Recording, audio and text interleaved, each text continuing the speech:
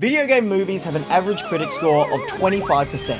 But why are they usually so bad? And over the last 30 years, has anything changed? I went to see the recent Sonic movie in my cosplay and I was the only person in the theater. But I actually really enjoyed those movies. Of course, after they changed Sonic from looking like a horrifying rat monster with human teeth. Meow. But now the Minecraft movie has just reused the same texture pack and we've got Jumanji, but it's 4 nerds from the 80s dropped into a hyper-realistic version of Minecraft that nobody wanted. I mean, why is it so hard for some of these studios to make a good video game movie? It doesn't seem that hard. I think even I could make something better than this crap. So I will. I spent the next week of my life watching every single one of these movies, researching what makes them so bad, and putting together a list of the 10 best characteristics of video game movies, because I'll be using that knowledge to create my very own movie adaptation of my favorite game, Super Smash Bros. And what I hope will be the perfect video game movie. Starting with Super Mario Bros. So even though I've already watched this movie twice on my channel, I sat down on day one to watch it for a third time. Because in order to create the perfect video game movie, I had to watch the entire timeline from start to finish. No real reason, I just thought I'd do it. However, I won't be including the 12 animated movies because my movie's gonna be live action and I don't know how to animate. So that leaves 45 video game movies, or VGMs for short, with a total runtime of 78 hours.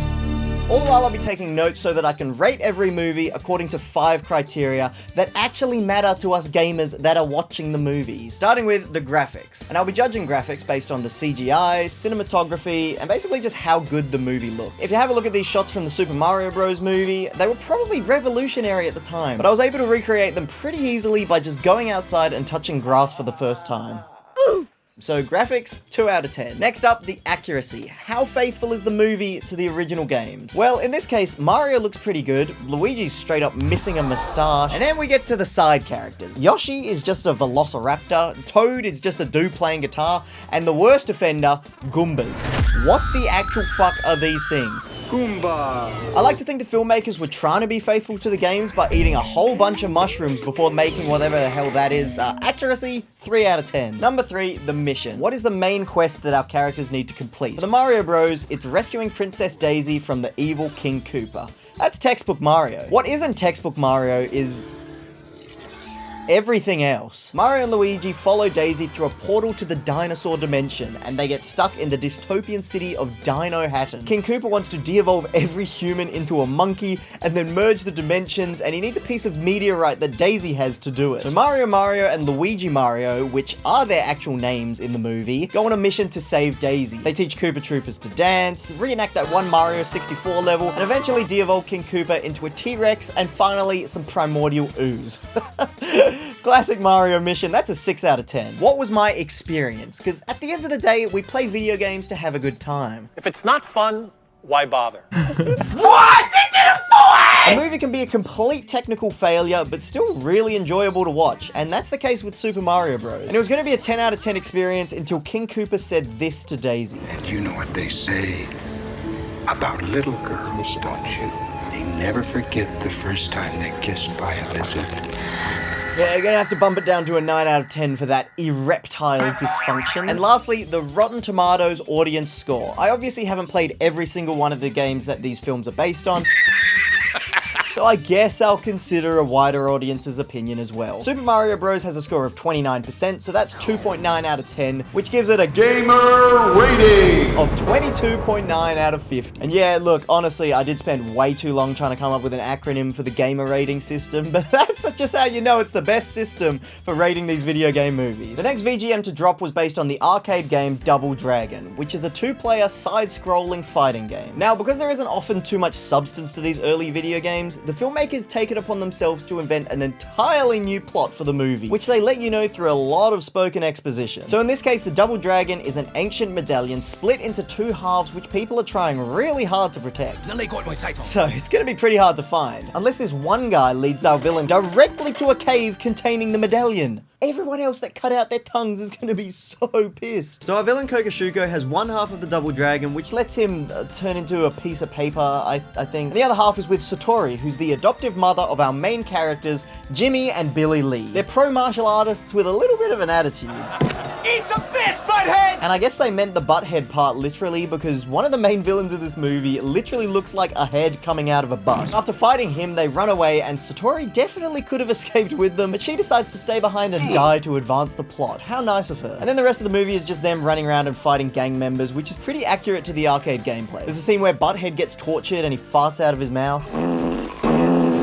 We have a jet ski chase scene for some reason. It's not really in the game. Butthead has an emotional moment where he looks in the mirror and realizes that his head looks like a butt. Overall, a pretty fun movie. The story is terrible, but it's kind of like a GTA game where you're not really there for the plot. 26% on Rotten Tomatoes and a 17.6 gamer rating. Our next movie is the 1994 Street Fighter movie, which once again wastes no time and opens with the evil General M. Bison's demands. You have 3 days. If my $20 billion are not delivered by then, the hostages will die. Now he's telling all this to Commander Guile, who in the games is like the most American guy ever. He's literally got a US flag tattooed on him. So, how does Guile sound in the movie? What will prevent him from taking more hostages next month and asking for 50 billion? It's actually kind of crazy how they managed to combine every single accent in the world into one just for Guile's voice in this film. You hostages, if you can hear me, we're coming. Charlie, hang on, buddy.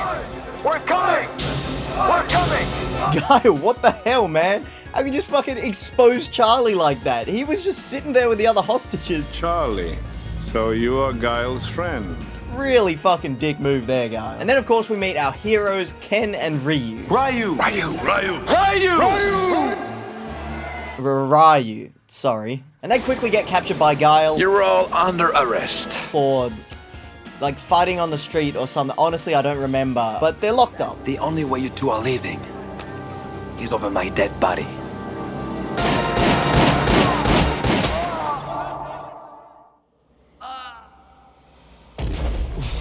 So, Guile's dead. And now Ken and Ryu are gonna have to go and rescue the hostages all by themselves.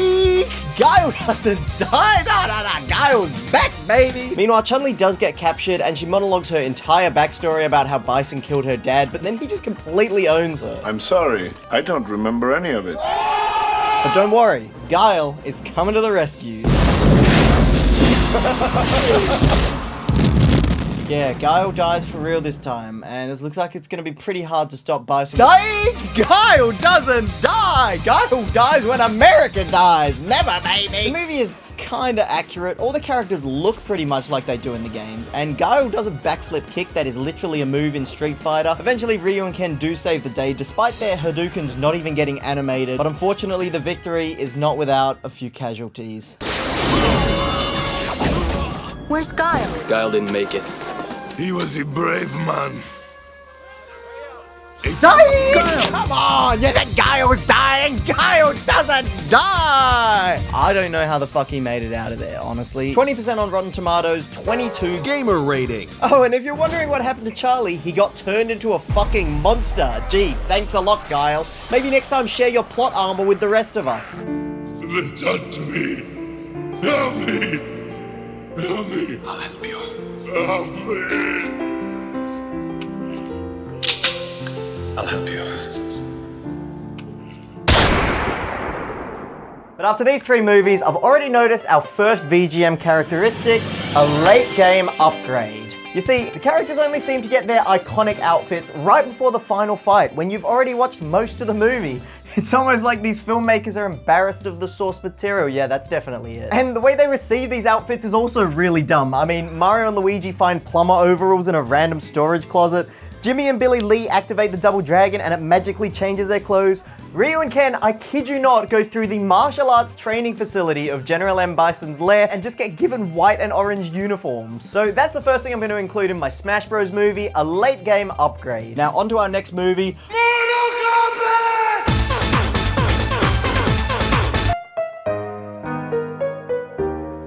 Mortal Kombat is another fighting game movie from Oscar-winning director Wes Anderson. No, wait, that's Paul W.S. Anderson. Oh, God. But honestly, the movie is actually pretty good. Liu Kang, Sonya Blade, and Johnny Cage decide to enter the Mortal Kombat tournament. For what reason? The man who killed my brother will be there. Yeah, they pretty much just tell you exactly why they're all entering. Liu Kang wants revenge on Shang Tsung for killing his brother. Sonya wants revenge on Kano for killing her partner. And Johnny doesn't want revenge on anyone. He just wants to prove that he's a really good fighter. Sub-Zero and Scorpion are also in the movie. Get over here! But for some reason, Scorpion's spear comes out of his hand and is like a sentient snake that hunts people down. I don't think that's in the games. Goro is in the movie for like 5 minutes before the CGI budget runs out. Speaking of which, the graphics are easily the worst part of this movie, but that's to be expected. Like, Reptile is straight up the most goofy, Scooby-Doo looking Randall from Monsters Inc. ass creature before he transforms into this humanoid form. But even with all that, it's still the most faithful adaptation so far. You've got some iconic quotes. Your soul is mine. Fatality. You got some iconic moves. Sonya uses her leg grab to beat Kano. Liu Kang's flying kick turns Reptile into some worms. And Johnny Cage defeats Goro with a good old nut punch. But the best thing of all is they actually just start playing the Mortal Kombat theme song over some of the fight scenes. Hey guys, Editor Zach here, and I just found out that that is not the Mortal Kombat theme song. They actually wrote that song for the movie, so that just goes to show how iconic it is. I literally thought it was from the Mortal Kombat games. I was bopping to this song during the fight scenes, and that made it an 8 out of 10 experience for me. Alright, let's get back. But it also gave me our next characteristic of video game movies, trash talk. In all these movies so far, the characters do not respect anyone's death. Like, in Mortal Kombat, this is how Sonya defeats Kano. No, Sonya, don't. Oh, give me a break. Okay. I mean, Kano set her up for that killer pun there, but people will straight up commit murder and then be just talking shit like it's an online voice chat. So I'm adding trash talk to the list, and here's a few more examples. Never seen a postman move that fast.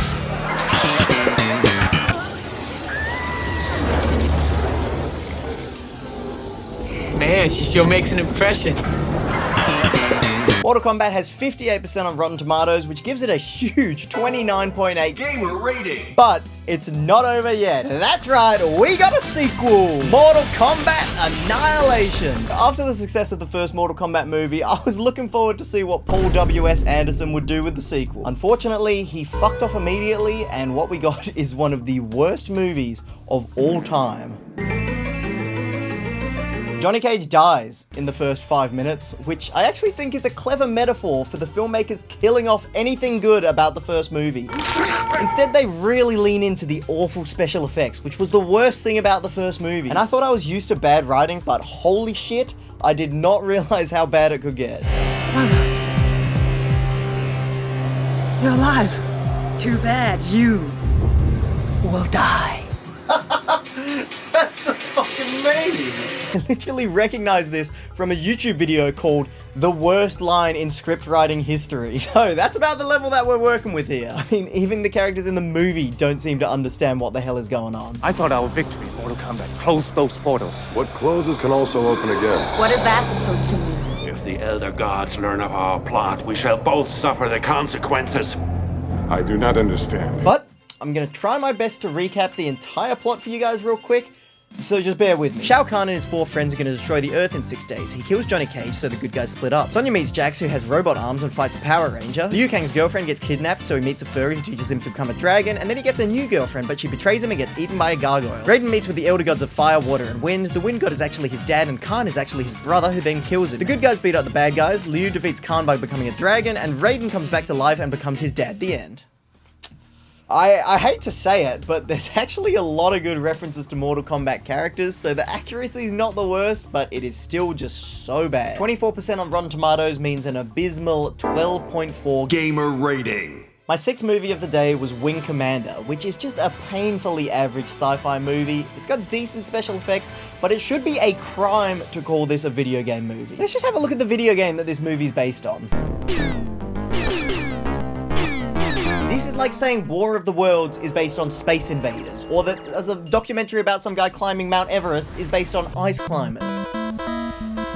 The movie doesn't even take anything from the original game's story, apart from the fact that the bad guys are called Kilrathi, And these green fuckers are the worst part of the entire movie. And the rest of the plot was really boring and about as predictable as a mainline Pokemon game. That's it, I'm not even talking about it anymore. It's got 26% on Rotten Tomatoes and a 14.6 Gamer rating. Next up, Lara Croft Tomb Raider. I actually enjoyed this movie quite a lot. Lara Croft is played by Angelina Jolie, our first big celebrity in a video game movie. It suffers from the usual problems like a big exposition dump at the start and ridiculous writing, but it actually makes up for that by having some pretty cool action scenes. So Lara's mission is she's racing against the Illuminati themselves to find the Triangle. And she does so by solving puzzles, fighting a few bad guys, and even raiding a couple of tombs. So pretty accurate to the game. The Illuminati need this clock Lara has, so they break into her house. Luckily, Lara's doing her late night hanging from ropes routine, so she swings around and beats them all up. I did find Lara Croft's intelligence to be wildly inconsistent. I mean, on one hand, she's speaking multiple languages and solving complex puzzles, but then also, how can she not operate a microwave to the point where her dinner explodes? Man, Lara Croft really should have used the sponsor of today's video, HelloFresh. Now, you don't need to be a genius chef to make some great meals with HelloFresh. I mean, these recipe cards that they have are super easy to follow. I have an easier time understanding this than anything that happened in the entire plot of Mortal Kombat Annihilation. All the ingredients are fresh and they're already in the right portions, so you don't end up having to throw out a bunch of moldy vegetables, and everything is delivered straight to your door. Never seen a postman move that fast. I'm personally working towards getting that Goro from Mortal Kombat build, so I like choosing the high protein and calorie smart options, and because I've used HelloFresh for ages, I really like the fact that you can customize the delivery schedule week by week. If you're going away on holiday, or maybe you got sucked into a portal to the dinosaur dimension, it's really easy to skip a week or just work it around your own schedule. You can cook with HelloFresh even if you don't think you have time, because they give you time.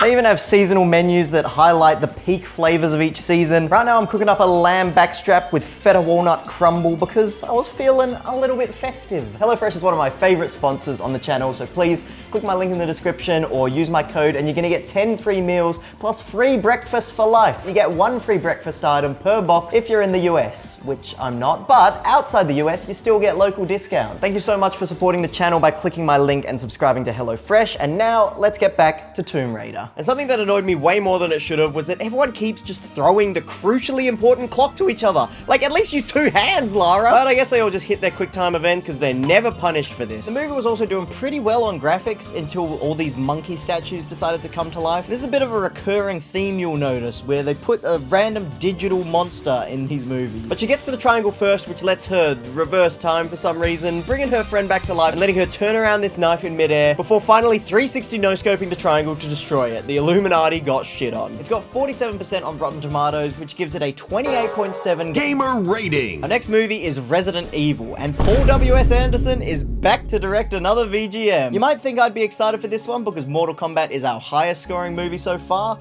but unfortunately, Resident Evil is a horror movie. You're all going to die down here. I do not watch horror movies. Why do I not watch horror movies? Because I don't want to scare the shit. Well, when I was only 10 years old, I went to my friend's birthday party, and everyone thought it would be a great idea to watch Alien vs. Predator, which is not a movie recommended for children, just so you know. I distinctly remember not being able to sleep that night, and I'm pretty sure it scarred me for life, because now I'm a little baby bitch boy. Fuck! Oh. Fuck this. Resident Evil is a series of survival horror games where you shoot your way through hordes of zombies. And the whole fun part about this game is that you're the one that gets to shoot all the zombies. But most of the movie is just watching other people stand around and shoot zombies, which is so boring. The action scenes just suck. Our main character is Alice, and her mission is to infiltrate Umbrella Corp and kill a bunch of zombies. She also has a bunch of friends with her, but don't get too attached because they all die. You got your standard zombie movie stuff like someone gets bit and they don't tell anyone, and you got some less conventional stuff like zombie dogs. They were the best part. And of course we got a big CGI monster too. What the fuck is that? What the fuck is that? That's what I'm saying! Now, I haven't played the Resident Evil games, so I'll be judging the accuracy based on my 3G system. Googling it, straight up guessing, or getting my viewers to do it for me. That Duck 1 says 5% accuracy. Umbrella Corp is bad. That's about what they shared. Best part is Alice, worst part is everything else that isn't Alice. And after watching the movie, I agree with this. Alice is definitely a badass. But if it has no relation to the video games, why the fuck am I watching it, Paul? It somehow got 67% on Rotten Tomatoes, but I disagree, and it only gets a 17.2 gamer rating. Because I couldn't sleep at night, and I had to watch this guy get diced up into a bunch of Super Meat Boy cubes. What the fuck? Terrible finish to day one, but overall pretty enjoyable day with some classic old goofy movies. And with 8 movies down, I was feeling pretty good for day 2, starting out with Tomb Raider: The Cradle of Life. Angelina Jolie is back for the sequel, and while it's not as good as the first movie, I still enjoyed it a fair bit, mostly due to one single scene. So Lara needs to escape from an underwater temple that's collapsing, and being the genius that she is, she remembers a friendly shark that casually swam past them on the way in. So to escape, she decides to purposely cut her arm open, and maybe you can see where this is going, but I still could not believe my eyes when she uses her blood to attract the shark, punches it in the nose, and then hitches a ride back to the surface. I mean, that is just incredible. It's like what every single teenage boy says they would do in that situation, but then it actually fucking works perfectly, and that's the best scene in the movie. You can turn it off there. Single-handedly made my experience an 8 out of 10. But the rest of the plot is equally stupid. I mean, Lara's trying to stop the bad guys from opening literal Pandora's box, and if they do, then it's gonna be like, who let the evils out? That was a pretty deep reference on my channel. I don't know if you guys are going to get that one. There's some cool moments like riding motorbikes along the Great Wall of China and Lara pole vaulting onto a helicopter. And of course, we have the obligatory out-of-place CGI monsters. These things look like if the monsters from Stranger Things were designed by the kids from Stranger Things. Only 44% on Rotten Tomatoes means a 27.4 gamer rating. All right, pretty enjoyable start to the day. It'd be a shame if the next 6 movies were all horror movies. Are you fucking kidding me?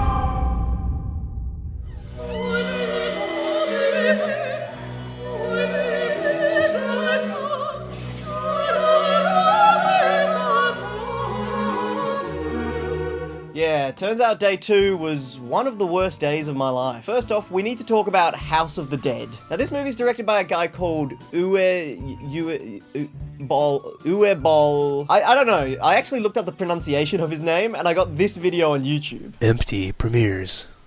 Empty premieres. Yep, I found a joke video that his name is pronounced as Empty Premieres because his movies are just that bad. Don't believe me? Well, I'm gonna be watching all 6 movies directed by Uwe Boll, that's how you say it, and they have an average critic score of 21%.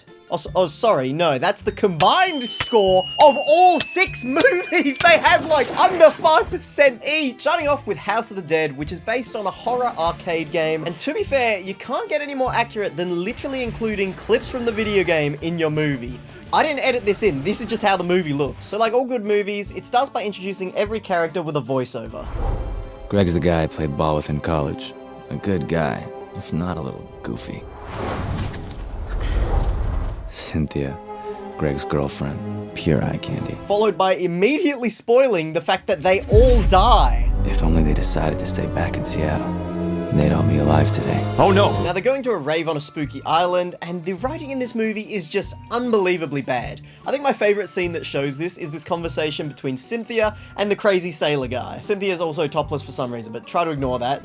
Did you get a real good peek there, Perf? I want to give this to you. What's this for? It's for your protection. It's okay, I'm on the pill. It'll ward off evil spirits. Whatever, Gandalf. Alright, there's a lot that just happened, so let me break it down. This is the first time these characters meet, and she doesn't seem to care at all that this guy just walked in on her topless, and he tries to give her this cross necklace for her protection, which, by the way, never shows up again in the movie, and she completely misunderstands him and says, I'm on the pill. Like, obviously that's not what he meant, but he just ignores her anyway and says, it'll ward off evil spirits, and runs out of the room. These characters are just having completely different conversations for the entire scene. But Cynthia doesn't take the protection, and that's going to be a problem because Greg has only got one thing on his mind. We are gonna do the humpty bumpty. Come on! I'm sorry, the what? Humpty bumpty. The humpty bumpty, yeah, sorry, that's what I thought you said. But Greg can't get hard. If you saw the movie, that's classic Greg. So he leaves Cynthia alone to get eaten and turned into a zombie. And you know, Greg is just devastated by this. A wild animal. Oh, come on, Greg, think of something good to say about Cynthia. Cynthia, you'll be seeing these nuts on your face. I can't say that. What happened to her? Bam! Just like that. That's all there is to it. Don't get attached to Greg, because he dies only a few minutes later in one of the most heartbreaking death scenes.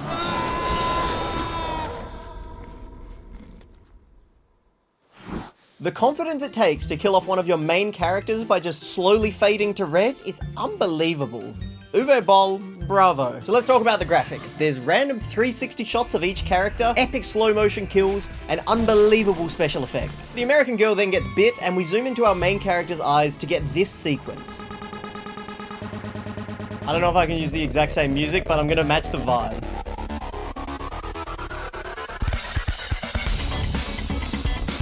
Still going.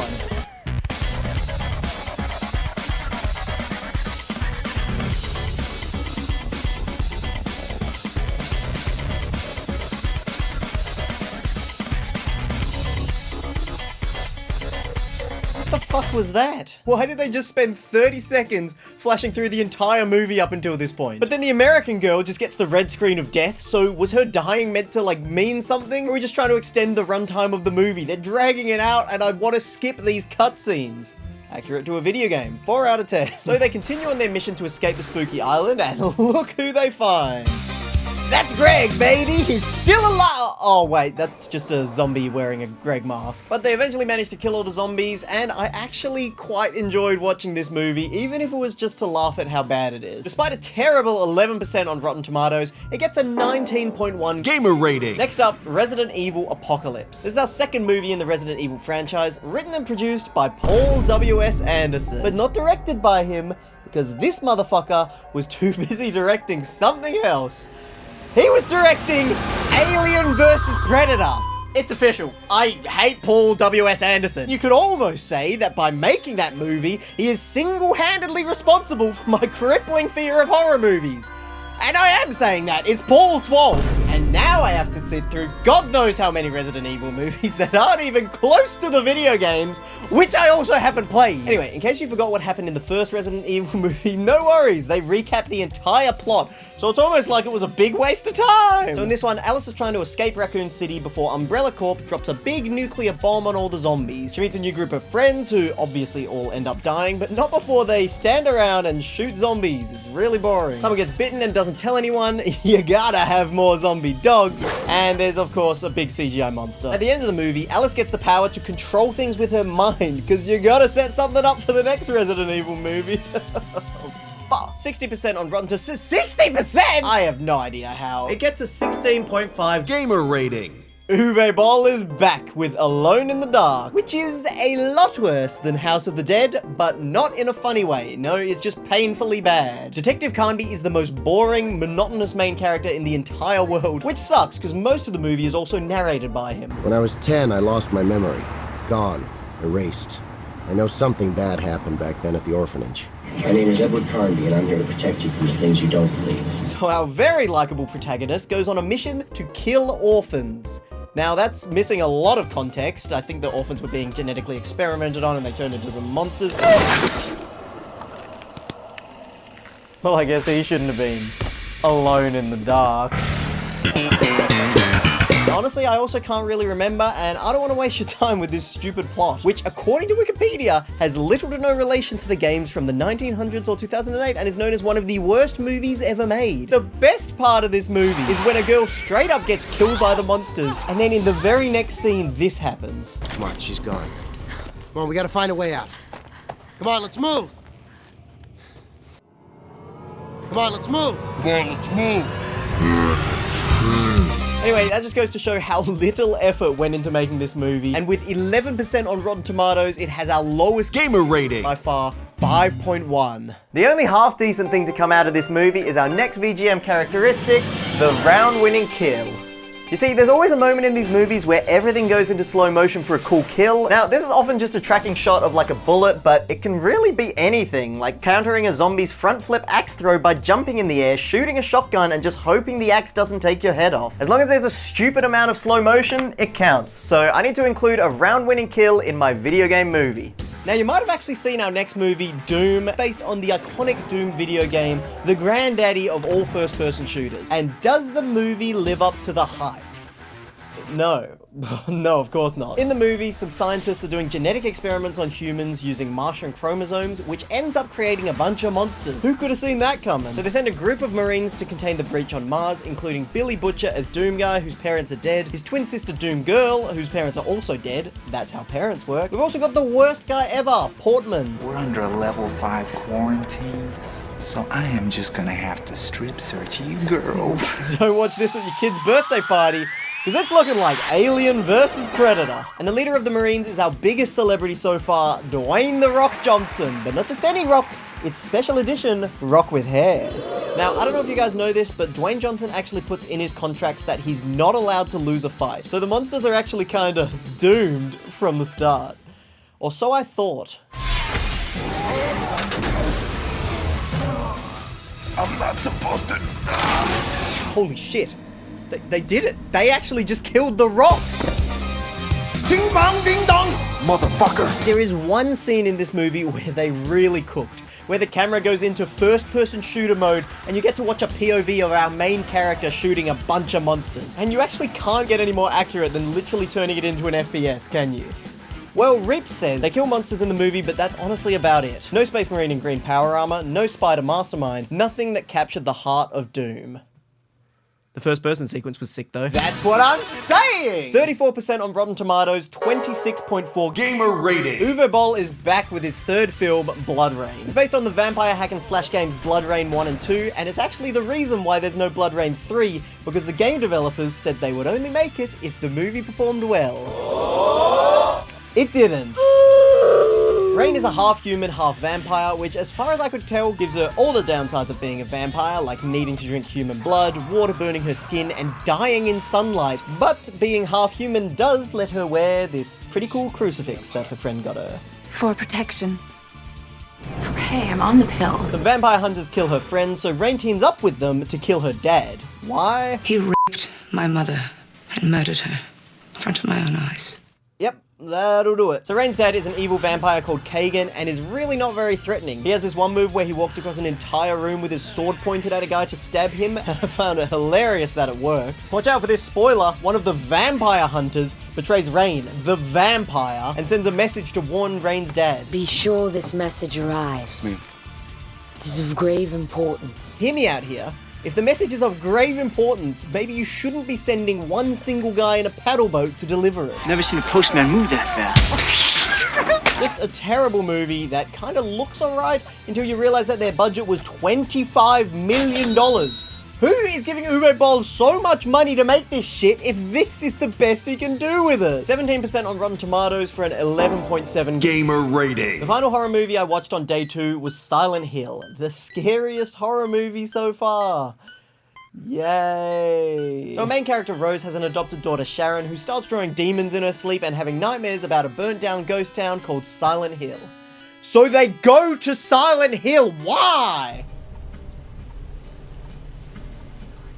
I don't really know how similar the story is to the games, but I was getting shit scared in all the build-up, and I did just kind of laugh when one of the big scary bits was these weird grey burnt dudes, and that kind of killed the tension for me, but apparently a lot of the monsters are taken straight out of the game, so points for accuracy, I guess. Especially this one huge scary dude who has a big-ass sword and a pyramid for a head, and his name is Pyramid Head. In the end, it was pretty scary, definitely not a good experience, but it was more interesting than a lot of the other crap that I watched today. 63% on Rotten Tomatoes and a 20.3 gamer rating.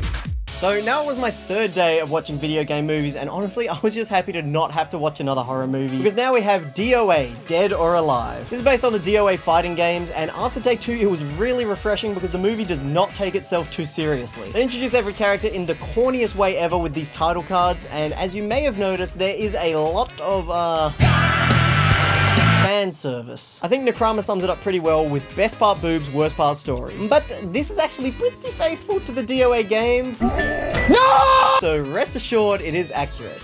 Or should I say, breast assured. Like, there's even this one scene where all the girls stop fighting to play beach volleyball purely as an excuse to get them in bikinis. And it doesn't even matter which team wins because a shuriken pops the ball before the final point. So why is this scene in the movie? Well, as it turns out, this is actually a very clever reference to the DOA Beach Volleyball spin-off series, and I'm giving it points for accuracy, 6 out of 10. That's not 6. Our 3 main characters enter the DOA fighting tournament, as well as a bunch of other characters from the games like my man Zack. Can't stop Zack, man. You can only hope to contain him a little bit. Ooh. Can't stop Zack, let's go. Come on. Loosen up. You are way too beautiful to be this tense. Somebody should really stop Zack. And unfortunately, this is a recurring characteristic of VGMs, having a turbo virgin. I didn't really want to have to add this one to the list, but guys just keep being weird and creepy around girls, whether it's with their slimy lizard tongue or their slimy lizard face. So now having a turbo virgin is a characteristic of video game movies. And hey, look, here's another one.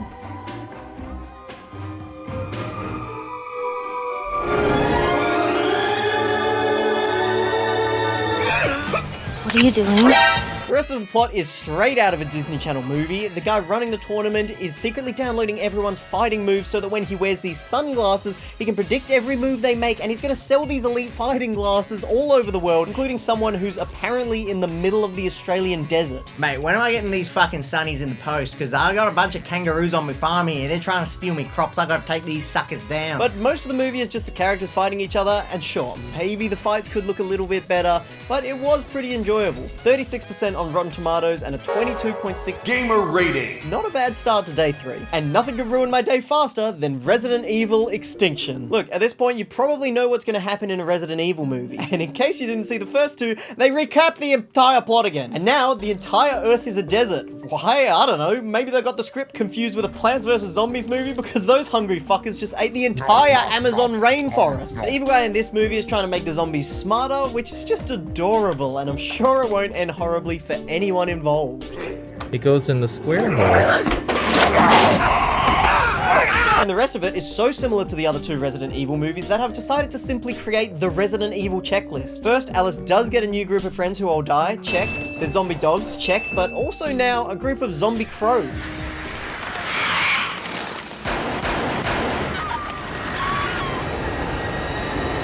I guess that's why it's called a murder. There's a new big CGI monster, people standing around shooting zombies, and it finishes with a classic Resident Evil cliffhanger. There are now 500 clones of Alice. 58% on Rotten Tomatoes, 18.3 gamer rating. Up next, we have the one and only Uwe Boll bringing us his 4th movie, Postal. And since he's already done 3 awful horror movies, he decided to try his hand at a comedy movie instead. So let's just see what sort of jokes Uwe Boll has in store for us today. You never see it done. Yep, and the movie starts with some classic 9/11 comedy. It's probably the least offensive joke in this movie. Based on the video game Postal, where you play as a mass shooter, the whole movie seems to be just an excuse to make offensive jokes. For accuracy, I'm gonna get this guy in a dick costume to rate it. Ball, I'm Vince Desi. What the fuck you do to my game Postal? Yep, that's the actual creator of the Postal video games. So 0 out of 10. You heard him, he ruined the game. And the guy he's tackling is Uwe Boll, who actually put himself in the movie. Uwe, you made your fortune turning video games into hit movies. You know, there are all that rumors out that my movies are financed with Nazi gold. And what should I say? It's true. Who is giving Uwe Boll so much money to make this shit? My movies are financed with Nazi gold. Are you fucking kidding me? You actually kind of got to give Uwe some credit. I mean, he knows he makes shit movies, but he's just going to keep doing it. I hate video games. If you don't like him, don't watch him. Unless you've somehow committed to watching every video game movie, then you're just fucked, I guess. But just to give you a bit more of a taste of the comedy in this movie, here's a few more of the jokes. Seeing someone's dick while they dressing as kill with a truck, and a by 1,000 monkeys. Who writes this shit? 2 out of 10 for graphics because it is too graphic. The mission is to save this guy's business. His business is a cult, and he's upset that his cult isn't doing well enough. And all up, a terrible experience. So 35% on Rotten Tomatoes is an awful 7.5 gamer rating. Next up is Hitman, which is a movie based on the Hitman games and revolves around Agent 47, an assassin trained from birth and an absolute master of stealth. I mean, just look at him here, pulling up to a gas station in broad daylight to get the woman he kidnapped out of his trunk. Don't be dramatic. Dramatic? I got rid of the body. I've been there for hours! I brought you breakfast. Oh, how nice of him. He brought her breakfast. The movie is missing a big part of what makes the Hitman games fun, which is finding creative ways to kill people. Instead, it's mostly just boring gun shooting scenes like every other stupid movie I've watched. But the best action scene in this movie is when these 4 hitmen are in a standoff and then they all nod at each other and have a gentleman's agreement to drop their guns and instead use the 2 katanas that they've been carrying around on their back this entire time. Actually, that is pretty accurate to how video game inventories work. Steve doesn't even have a backpack and somehow can still pull 64 blaze rods out of his ass, so points for accuracy. There's another scene I found really funny where Agent 47 shoots this guy like multiple times, so he's clearly dead, right? Stay here. Stay there? Dude, you just shot this guy in the fucking chest. What do you think's gonna happen? It's not like you told him to move. Come on, let's move. I haven't even talked about the mission yet, but a Summer Shudder says they changed the entire plot lol from a genetically bred clone of 5 mob bosses to an orphan. They just wanted the name and a reason for someone to shoot bad guys. Yep, it is a pretty generic action story that I honestly don't really remember. 57% on Rotten Tomatoes and a 20.7 Gamer rating. The next movie is from our favorite director, Uwe Boll, again. In the Name of the King, a Dungeon Siege Tale. And if you think that's a long title, just wait till you watch the movie.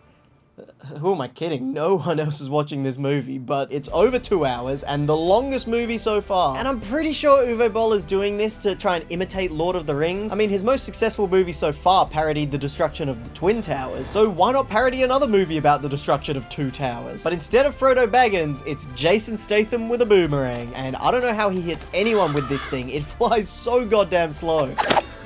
You missed. The fuck you say to me, you little shit! So our main character's name is literally just Farmer. Why do people call Father Farmer? Your father believes that people become what they do. Well, if your name is what you do, then you guys can call me not contributing to society. Week of my life watching every single one of these movies. He also has a wife and son who are just about to head off on a trip to Stonebridge. It's safe.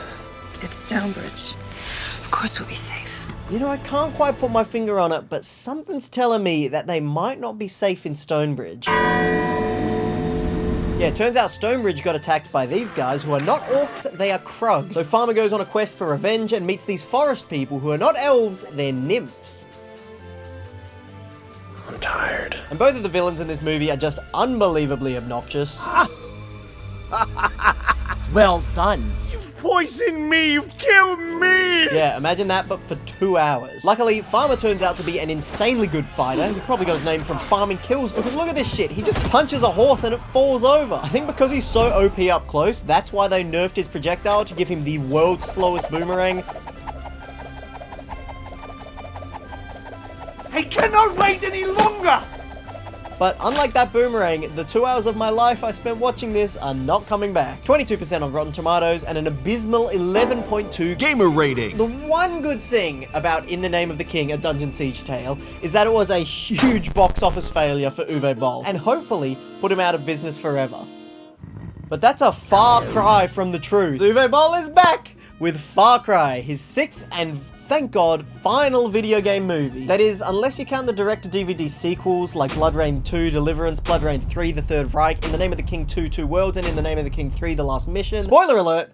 I'm not counting the direct-to-DVD sequels. Now, I've only played Far Cry 3, but even that was enough to know that this is just nothing like those video games, except for one reference to a quote from the villain. Did I ever tell you the definition of insanity? Doing the exact same fucking thing over and over again, expecting shit to change. Now, I believe Uwe Boll is cleverly referencing this quote by making another awful video game movie with terrible writing that lost 97% of the money spent making it. And the reason I even remembered that quote is because Far Cry games usually have some amazing villains. This movie has a wet blanket of an evil scientist who's creating genetically modified super soldiers. Gee, what an original plot that nobody else has done yet. And one of his victims is the uncle of Valerie, who's a journalist that teams up with boat captain Jack to explore the secret island facility and find out what's going on. Yeah, she gets captured immediately and Jack gets blown up by a bazooka.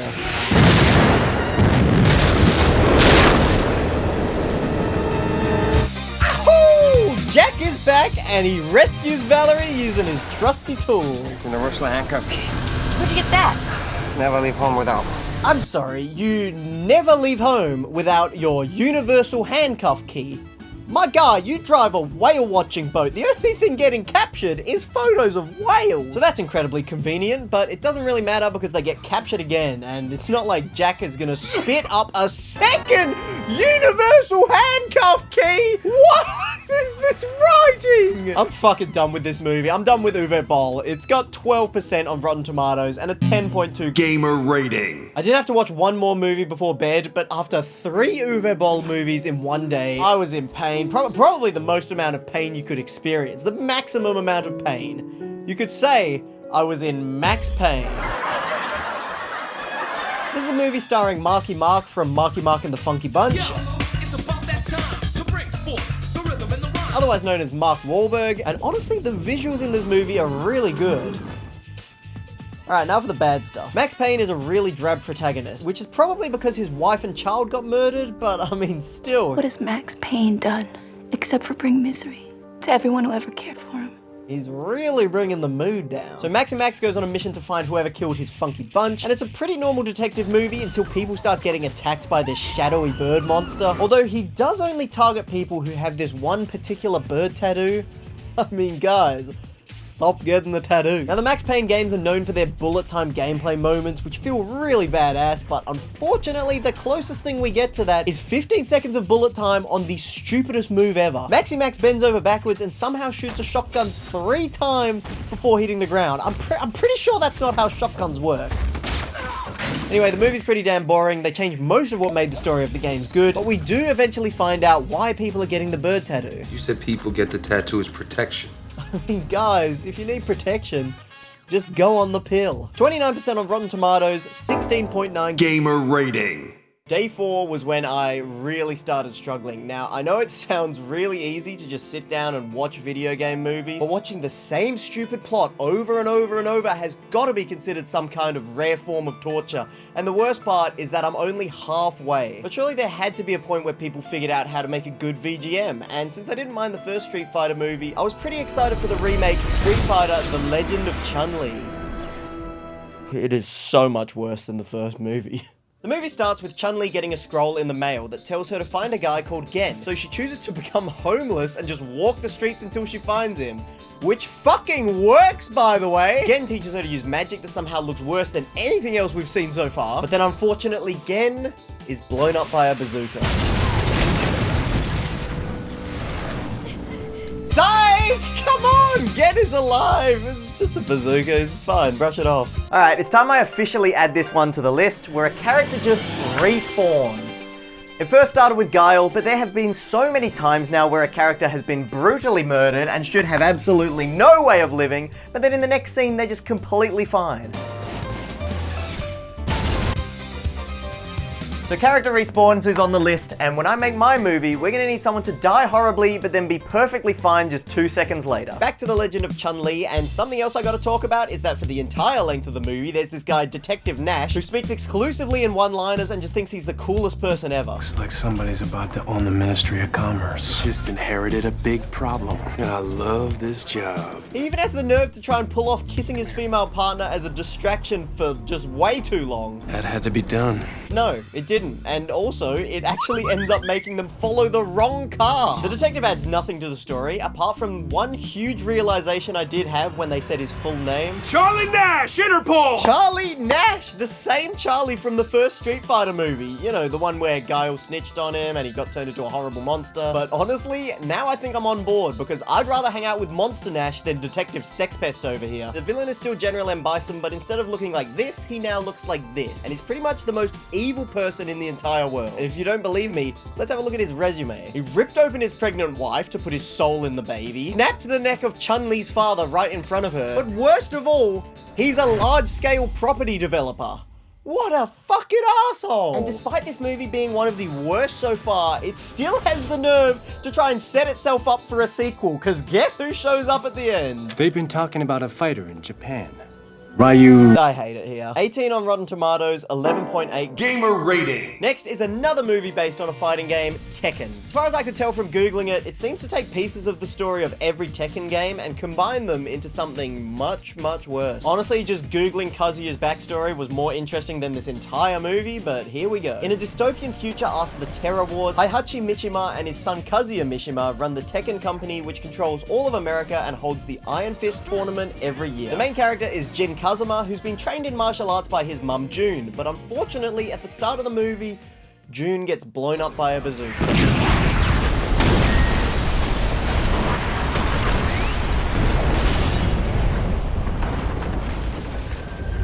And Jin is just devastated. So he decides to enter the Iron Fist tournament to get revenge for his mother's death. He meets Christy Montero, and it's here where we find out that Jin has a foot fetish. Sorry, I was just admiring your toes. Excuse me? So they kind of get off on the wrong foot, but luckily for Jin, he's used to getting off on feet, so they become friends for the tournament. And we need to talk about how unfair this tournament is. You see, most of the fighters are martial artists, but when Yoshimitsu fights, he gets to use a sword for some reason, and everybody else just has to deal with it. Jin's last fight is against Brian Fury, who is literally made of metal. But somehow he wins, and then he has to fight Kazuya, who's dual-wielding his iconic Kazuya axes. I'm not too familiar with Tekken, so could someone just comment below on the very slight chance that Kazuya has never wielded twin axes in any video game? I'm sure he has at some point. I mean, it's not like they give Kazuya 2 axes for absolutely no reason, right? Speaking of character accuracy, Rome FGC says it's somewhat accurate, but for some reason the characters don't look alike from the game at all. I think they made Steve Fox a middle-aged bald man, which made no sense. But as someone whose entire Tekken experience comes from getting auto-comboed by Kazuya in Smash Bros. Ultimate, I'm gonna say that this opinion is flat out wrong. Firstly, this opinion comes from someone who's banned in the Popper 1 Discord, so not exactly a trustworthy source. And secondly, from Googling it, I actually thought the rest of the characters were pretty close. Not you, Kazuya, with a goatee, but I mean, you could be doing a lot worse. Anyway, Kazuya overthrows his dad. We find out Kazuya is Jin's dad, and they never mention the devil gene. 31% on Rotten Tomatoes, 20.1 Gamer rating. Next up, we got Prince of Persia, The Sands of Time. Now, I'm aware this is probably not the best movie ever made, but after watching so much trash, it felt like an absolute masterpiece. Woo! I love Prince of Persia. The opening chase scene with a little orphan boy is more intense than any action scene so far. It's too bad he gets immediately abducted by the king. Oh, sorry, adopted by the king. It's pretty much kidnapping, but now he's the Prince of Persia, baby. The visuals in this movie are great, and probably the best we've seen so far, and you might just think it's due to advances in technology, but Legend of Chun-Li came out 1 year ago, and that looks like it was made in Microsoft Paint. And this movie also just feels more like a video game. I don't really know how to describe it, but from swinging on conveniently placed poles to opening complex, weird puzzle gates. I mean, the main mission revolves around a magic dagger that can turn back time, but then it runs out of charge and you gotta refill it with sand. It's like actual game mechanics. I'm not even gonna spoil any more of the plot because it was actually enjoyable. There's a classic round-winning kill, they meet some fun side characters. You know what they say about men with big swords? This was my favorite VGM so far, and with 58% on Rotten Tomatoes, it gets a 31.8 Gamer rating. But just as things were looking up, here comes Paul W.S. Anderson to fuck me again with 2 Resident Evil movies in a row. I could feel my life slowly slipping away as I watched the 4th installment in the Resident Evil series, Resident Evil Afterlife. Not at all helped by the fact that they use slow motion every 10 seconds to really drag it out. To show you what I mean, I'm just gonna put a full clip from the movie down here while I talk. Now, I bet you're all really looking forward to seeing what happened with the many clones of Alice from the end of the last movie. Well, so was I, but at the start of the movie, they all get blown up! And also, Alice becomes human again and loses her telepathic powers, so it's almost like you didn't need to watch the last 3 movies. Thanks, Paul! So Alice is looking for some new friends that are gonna get killed off, and she finds some at a prison. But they're trapped inside, and they're gonna need to perform some kind of prison break.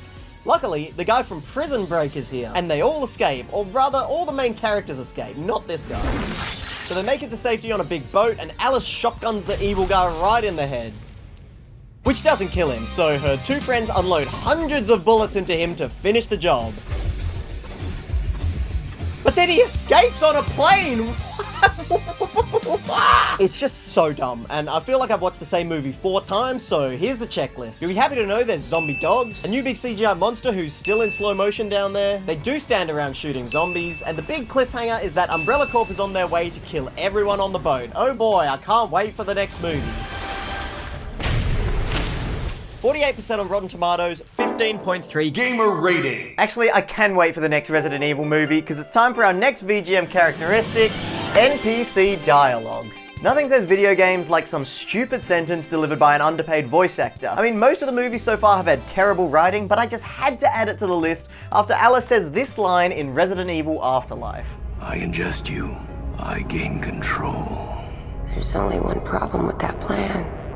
I'm not on the menu. Yeah, there's been a lot of that so far, and here's a montage showing all of the worst lines that I've had to put up with. Oh, there's something behind me, isn't there? Can I have some chicken, please? Don't give it to him. Give me the chicken. Arr, arr, arr, arr. Just let me go, Sebastian. I can't. You will. Where are you going? I'm going on my own. Your brother is dead. I will not believe he is dead until I see his body. There is no body. Then he is not dead. Oh, okay. Now I think I'm mentally prepared for another Paul W.S. Anderson classic, Resident Evil Retribution. It's the same shit as every other Resident Evil movie, except now the zombies ride motorbikes and Alice gets an adopted daughter. Though in this one, they need to escape from an Umbrella Corp testing facility. She meets a new group of friends who all die, but not before standing around and shooting some zombies. There's a big CGI monster, but the biggest tragedy of all, no zombie dogs! Which has got me asking, who let the zombie dogs out? Who? The movie does look better than the last ones. I mean, they got these cool X-ray zoom-in graphics, very reminiscent of the Mortal Kombat games. But you know what this isn't reminiscent of? The Resident Evil games. Remember, all they take from the games is the name Umbrella Corp and T-Virus. I mean, Alice isn't even in the games, and she's the main character of every single movie. So why have I spent 8 hours watching 5 of these shit movies, ball? And I know it's not over, because we end on a classic Resident Evil cliffhanger where Alice gets her powers back and every main character prepares to fight a massive battle against millions of zombies and flying monsters in Washington, D.C. Okay, that's actually pretty hype, but still no zombie dogs, so it sucks. 51% on Rotten Tomatoes, 16.6 Gamer rating. And now for our final movie of day 4. I won't even pretend to be excited. It's Silent Hill Revelation. Do you guys remember the big cliffhanger at the end of the first Silent Hill movie? Of course not, I never told you. The main character, Rose, never made it out of Silent Hill. She's trapped there. I'm trapped here. And her spooky demon daughter is now all grown up and doesn't know why she's seeing spooky visions of Silent Hill. So she meets this boy who wants to be friends and she's like, you don't want to be my friend, I'm weird. But he keeps asking, he wants to take her on a date and she's like, you don't want to date me, I'm weird. But he's persistent, so instead she invites him on a romantic road trip to Silent Hill. Fucking baited. I found the mission of the sequel way less interesting. I mean, the first one had this big mystery like, what's going on in Silent Hill? And then this one's kind of just, let's go back to Silent Hill for some reason. And it's kind of scary, but the graphics haven't really improved much. I mean, when this dumbass spider made out of mannequins appeared on the screen, it kind of just killed all the tension for me. Pyramid Head is back with his big-ass sword, but for some reason he seems less threatening than before. Overall, worse than the first movie, which I already hated. 35% on Rotten Tomatoes, 16.5 gamer rating. And now we get to day 5. I was ready to be done with this video as quickly as possible. I wanted fast movies with short run times.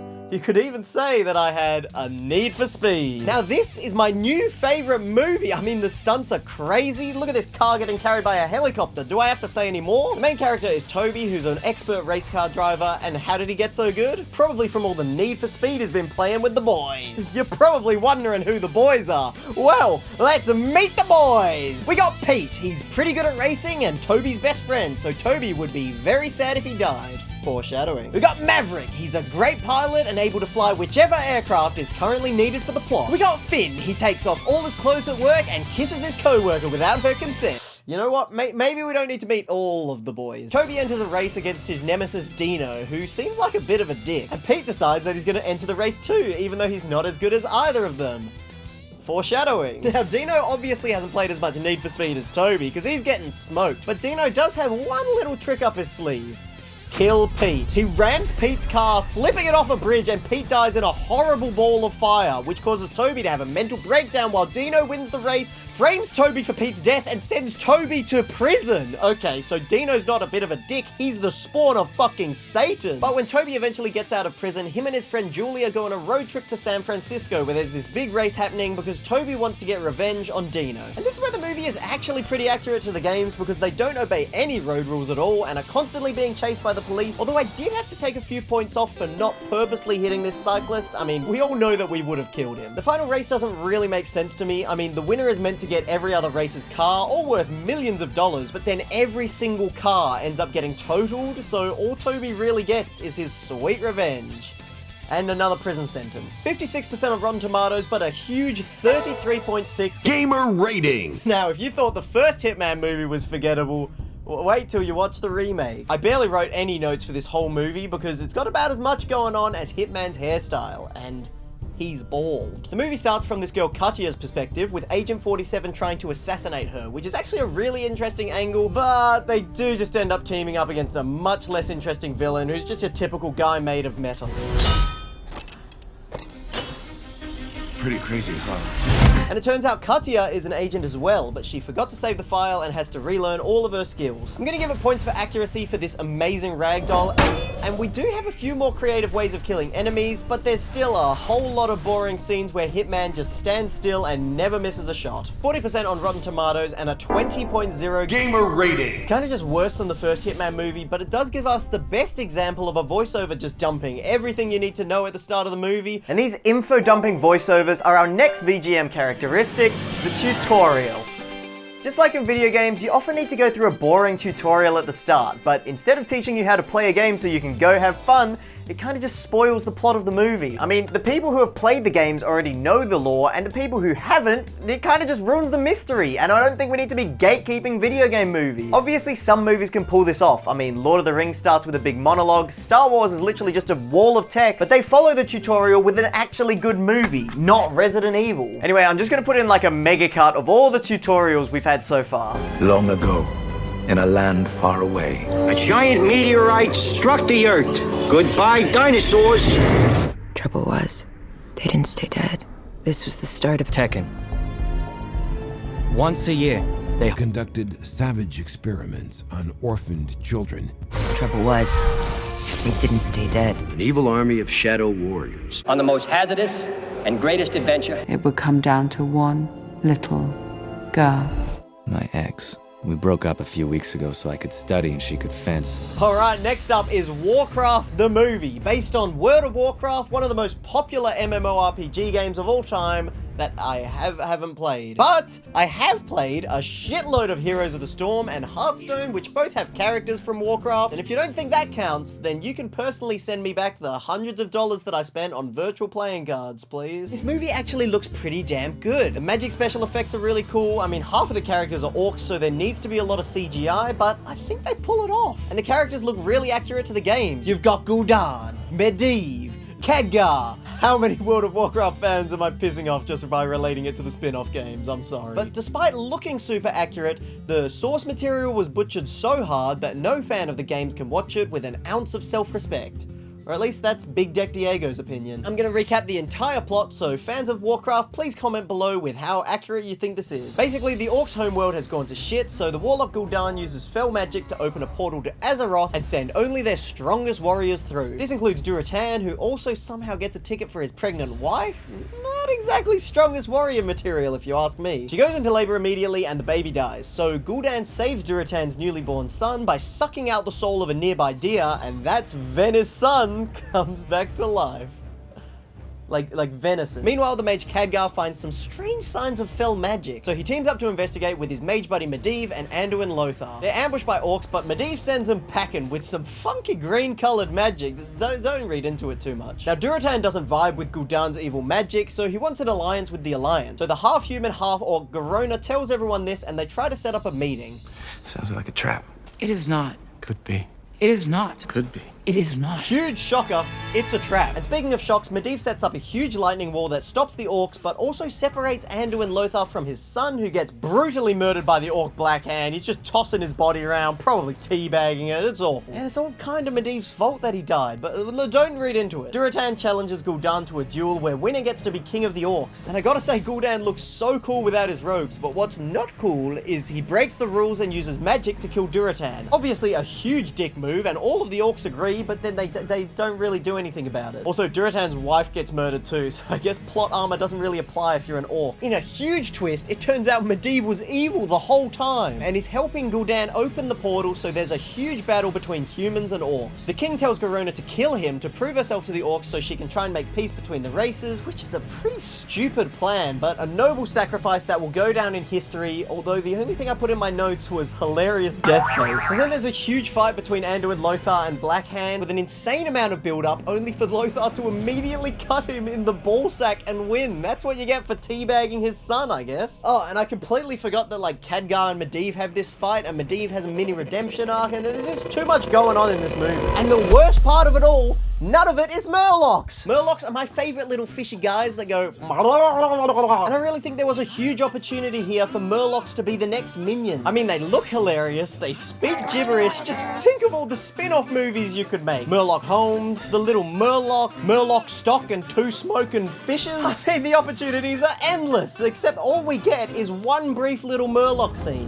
That really lowered my experience, but with 76% on Rotten Tomatoes, it gets a 32.6 gamer rating. Okay, I think I gotta start speedrunning some of these movies a little bit, because although it took me a full week to watch them all, there really isn't that much to say about some of them, like Assassin's Creed. This has the best graphics that we've seen by far, and the way it cuts between the Assassin timeline and the modern timeline actually looks really good. So good that they show it again and again and again. Like, every time something exciting happens in the Assassin timeline, the movie likes to remind you that it's not real and just fully takes you out of the moment. And like, I had one checkbox for accuracy. I wanted to see a leap of faith into a hay bale. And I got really excited when he does this huge leap of faith, but then, bang, it just cuts straight back to the big robot arm. It's like the movie equivalent of edging. Aiden says, accurately captures the experience of fun assassinations and incredibly boring modern day segments that no one likes. This story is a completely new one for the movie. Our main character is Cal, and his mum gets killed by his dad, so he goes insane, kills somebody, and is given the lethal injection. So he wakes up in this laboratory where scientists are making people relive their past lives to find the Apple of Eden so that they can control free will and cure all violence? Oh, what's that? Turns out the people who wanted to control free will are evil. Well, all the assassins better do cool assassin jumps to stop them, and they do. The end. 42% on Rotten Tomatoes and a 26.2 gamer rating. I can't believe it, but I was actually excited for our next Paul W.S. Anderson movie, Resident Evil: The Final Chapter. The final chapter! You don't realize just how happy I am to hear that. Paul has been ruining my life for too long, and now all I need to make it through is just one more stupid Resident Evil film. And remember that massive battle they were about to fight against millions of zombies? Yeah, they totally skip over that. Literally don't show any of it. All we get is one throwaway line in the typical Resident Evil intro recap. The last and best hope of humanity gathered and took a last stand in Washington, D.C. But we didn't realize that what we had walked into was a trap. This is the problem with setting every single movie up for a sequel. Half the time they just throw away the cliffhanger anyway. No one would blame you if you just wanted to end your movie. The opening monologue goes over everything that's happened so far, but adds some backstory about the little red girl from the first movie that kind of links everything together. Turns out that the leader of Umbrella Corp had a daughter with a disease that makes her age super fast, but by trying to make a cure, he accidentally created the zombie virus. Honestly, it was a way more interesting mission than any of the other movies, and it actually had some pretty cool twists at the end that was so good I don't even really want to spoil them. No, if you want to know how it all ends, you're gonna have to go and watch all 6 Resident Evil movies yourself. I'm not just gonna tell you that all the past villains were actually clones. You're gonna need to go through the same pain I did if you want to find out that Umbrella Corp created the zombie apocalypse on purpose and froze themselves to be safe. You need to spend 10 hours watching this shit if you want to find out that Alice is actually just a clone of the red girl. Meanwhile, the real version aged super fast into this old lady, and then Alice, the old lady, and the red girl are all technically the same person, so they work together to take down the bad guys and release the antivirus. Oh no! Did I just accidentally spoil the entire plot of Resident Evil: The Final Chapter? One thing that hasn't changed is that the dialogue is still zombie dog shit. I killed you. Yet here I am. A clown.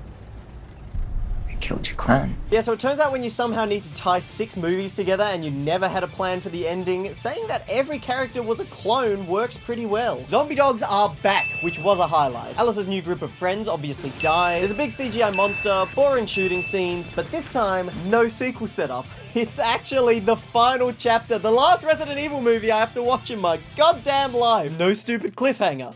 No big twist at the end. No, because the biggest twist of all came when I was researching these movies and I found out that Alice has been fucking my nemesis the entire time. Mila Jovovich, the actress that plays Alice, is married to Paul W.S. Anderson. No wonder Alice is the main character of every single movie, because she's literally sleeping with the director. And they're both getting paid millions for every movie, so of course they're gonna make sequel after sequel after sequel. As long as it's advertising the games, who really fucking cares about the plot? Because if the games are making money, then they can fund another movie, and then Paul can cast his wife as the main character, and then they both cash another huge check. It's honestly genius. I think Paul has just rigged the whole system, and he's rolling in money, and his wife is rolling in money, and the studios are rolling in money. I mean, everybody wins, except for me. I had to watch 6 fucking Resident Evil movies.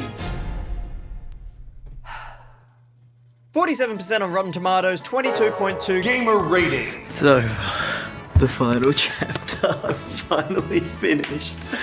No more Resident Evil. Yes. Oh, Paul W.S. Anderson, you can go suck on a zombie dog's dick. I'm fucking done. So I actually had to take a few days break after that, but it felt like a massive weight had been lifted off my shoulders. I mean, I got a fresh new haircut, I went to my sister's wedding, and I almost completely forgot about the nightmare that was the Resident Evil franchise. But on Monday, I sat back down for day 6, and I was actually looking forward to watching a few new VGMs, starting with something that I've actually already seen in theaters, Tomb Raider. Now, maybe it's just because this was my first movie back after finishing Resident Evil, but I actually thought this was fantastic. I mean, I was a bit upset that Lara didn't punch any sharks in the nose, but that's because she actually feels like a real character. We obviously still have an info dump at the start. I mean, it is a VGM, gotta have a tutorial. There's this Japanese death princess, some ancient mystery that Lara's dad was obsessed with trying to find, but unfortunately he's the parent of our main character, so of course he's dead. Well, I miss you too. But I may have a solution to that.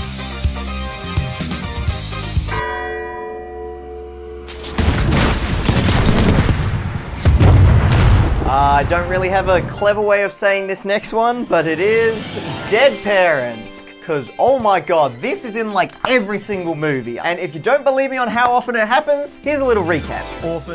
Orphan, dad dies beside her, mum dies beside him, and dad kills his mum. Orphan clone, adoptive mum dies, and Prince of Persia. But don't forget about the orphan, who's a news reporter. Daddy died and left some puzzles for his daughter. Orphan floating in the water. Dad is immortal, but he dies. Mum is dead and my dad's a rat now. Orphan and back to Tomb Raider, and Lara follows these puzzles left by her dead dad, and it leads her to a sailor whose dad is also dead. And they both think it's a great idea to try sailing to the same island that both of their dads died trying to find. And it doesn't go very well. The rest of the movie is classic Tomb Raider, exploring remote jungles, solving ancient puzzles, and casually throwing the crucially important artifacts to each other like it's nothing. Yeah, I'm still annoyed by that. The graphics look great. I mean, it just feels like a Tomb Raider game, and she even uses the classic bow and arrow. Much better than the original movie, and with 55% on Rotten Tomatoes, it gets a 33.5 gamer rating. Does anyone else remember the Game Boy game Rampage? You know, the one where you play as a giant gorilla, wolf, or crocodile, and you try and destroy the city before tanks and helicopters and people kill you? Well, I actually used to play the shit out of that game, and now it's a movie, because we got Rampage. And you might be thinking that a game where you just mash A to punch buildings probably doesn't have enough narrative substance to make a full feature-length movie out of it. And you're right, but they made it into a movie anyway, and it's actually good. The graphics are incredible, and if you're wondering how they got such a big budget, it's because people will go and watch anything if your main character is The Rock. Dwayne is back, and he's taken enough steroids now that all his hair's fallen out, which means nothing's taken him down. Like, literally, he somehow survives a 1v1 against the giant crocodile. But this is actually because The Rock is on a team with George the Gorilla. They were friends back when he was just Curious George and not Furious George, but let's be honest, George is hard carrying the team here. The whole giant monster thing happens because of an evil corporation doing genetic experiments. Gee, I'm trying to remember where I've seen that before, but I can't quite put my finger on it. In terms of accuracy, there's not much to go off. The gorilla is called George, the wolf is called Ralph, but they never mention the crocodile's name, which is Lizzie, so that's 2 out of 3 or 6.7 out of 10. The action scenes are sick. It's obviously fun to watch big monsters fuck up a city because there's about 100 versions of this concept, and both of the extremely unlikable villains die in hilarious hilarious ways. 72% on Rotten Tomatoes, 36.9 Gamer rating. And the hits just keep on coming with Pokemon Detective Pikachu. Of course, I've seen this movie already, but as a big Pokemon fan, I'm gonna rewatch it with intense scrutiny on how accurate it is. So the movie starts with some beautiful landscapes, birds chirping. Pokemon don't sound like real animals. They should be making their Pokemon cries. I mean, I don't want my crickets to sound like this. I want them to sound like this. Our main character, Tim, doesn't really want a Pokemon partner, but his friend tries to get him to catch one anyway. Okay, it has to choose you too, so make it want to be your partner. Pokemon definitely don't need to choose you. I mean, I spent 2 days chasing a Latios across the entire world before forcing that fucker into a Master Ball and putting him into a computer forever. You cannot tell me he chose that life. But then we find out that Tim's mum is dead. Your mum can't be dead. Who else is gonna kick you out of the house before spending the entire game pounding the professor and spending your life savings on Pokédolls? I'm gonna stop judging the accuracy because we're only like 5 minutes into the film, so let's just leave it at a 7 out of 10. So Tim meets Detective Pikachu, who he can actually understand and talk to, which is great because they already paid for Ryan Reynolds as the voice actor, and it'd be a shame if no one could hear his jokes. They also meet a journalist Lucy and her Psyduck, and then all go to investigate this chemical R that's making Pokemon super aggressive, and maybe find out what's the deal with that Mewtwo that escaped from the secret laboratory where they were doing genetic experiments. I'm convinced the whole genetic experiments thing is just an excuse to have these massive Torterra in the movie, but I'm fine with that because that was like the best part. It was torturally awesome. At one point, Pikachu dies by getting hit by like the smallest rock ever. I mean, Charizard can relate to that, but of course he max revives before the final fight. And I won't spoil it anymore because this movie is actually really fun. It is a bit of a weird choice to make the Pokemon look ultra realistic, but I think they pull it off, and I'm just gonna take half a point off the graphics for every Pokemon that could be my sleep paralysis demon. 79% on Rotten Tomatoes and a whopping 40.9 Gamer rating. I'm not biased at all. Hey, did someone say weird choice to make things look ultra realistic before? This could have been an absolute disaster. But they did something that nobody else has done before, and I can say that because I've watched every other VGM. They actually listened to the fans and stayed true to the source material. The Sonic movie doesn't take itself too seriously, which is a problem that so many VGMs have. It's just a funny blue hedgehog that gets stuck on Earth. He wasn't made by genetic experiments, they never explain why he can run so fast, he's just Sonic, and all he wants is a friend. So after stalking this cop and his wife for months, they become friends. And they go on a mission which is actually kind of hard to explain. I'd like you to take me to San Francisco so I can get back my rings and use them to go to the Mushroom Planet. I guess it wasn't that hard to explain. But all the while they need to stop Dr. Robotnik, who wants to steal Sonic's power to use for his machines. And he does so by killing Sonic.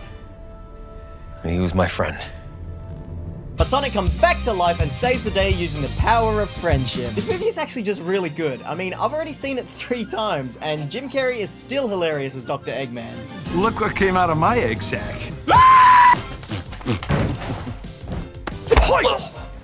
Left herself open. Of course, it panders to children a bit, like Sonic flossing and making fart jokes, but the writing, the graphics, the plot, everything is just so much better than anything else we've seen before. Not to mention actually good references to the Sonic games, like with Sonic's rings, he spins up into a ball to attack, his home planet is Green Hill Zone, his mum is an owl called Longclaw. Okay, I'm not really sure where they got that whole owl mum thing from, but I'm pretty sure she dies anyway, so who cares? Because apart from that, they crushed it. 93% on Rotten Tomatoes, which is a 44.3 Gamer rating! Our highest scoring movie yet, and honestly, Day 6 has been all bangers so far.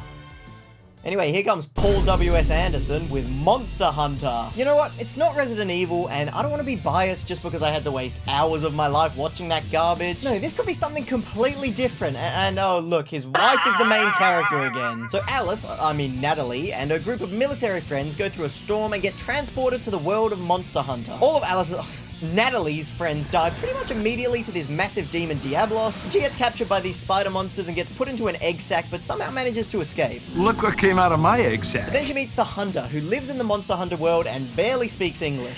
It's chocolate. Chocolate. Chocolate. Yeah, chocolate. Chocolate. Chocolate. Chocolate! Now, I know what you're thinking, guys, but the banter does stay this good for most of the movie. But we only see these 2 monsters for almost the entire movie, and when they finally kill Diablos, there's only like 20 minutes left. Like, the big villain of the movie is this dragon Rathalos, but he only shows up right near the very end. I mean, Paul really let the first part drag on. They also quickly meet a whole bunch of other monsters and some people who have magic swords, and they gotta kill Rathalos to get back to Earth, but Rathalos goes through the portal to Earth. Did I ever mention that Earth doesn't even exist in the Monster Hunter games? Like, the whole military gets teleported to the monster world is just made up. Lord Regal says it was extremely frustrating seeing a world that's had multiple decades of time to build up lore and world building have the entirety of that thrown out in favor of doing a generic American military might in the desert movie, and even that was extremely generic and bland. Congratulations! You summed up 95% of VGMs. Still not as bad as Resident Evil though. I mean, the monsters look good, there's at least some things related to the games, and the action scenes are much more exciting because guns don't work on the monsters. Paul actually had to come up with some interesting action scenes where people don't just stand around shooting, because they can use cool weapons and magic, and that made the experience not quite so bad. 70% on Rotten Tomatoes and a 28 gamer rating. But there's a sequel setup, classic Paul Anderson cliffhanger, where Rathalos is coming to Earth, and I personally cannot wait for the next 5 Monster Hunter movies. And this just needs to be our next characteristic of video game movies, a sequel setup. Because so many of these movies have the nerve to set themselves up for a sequel, and then they're some of the worst movies on the planet, so obviously it's never gonna happen. So now we're gonna have a moment of silence for all of the huge cliffhangers that just never got a sequel. Luigi, Mario! Daisy! You're never gonna believe this. Good morning, Johnny. What is your menu choice for today? But what about the other 300?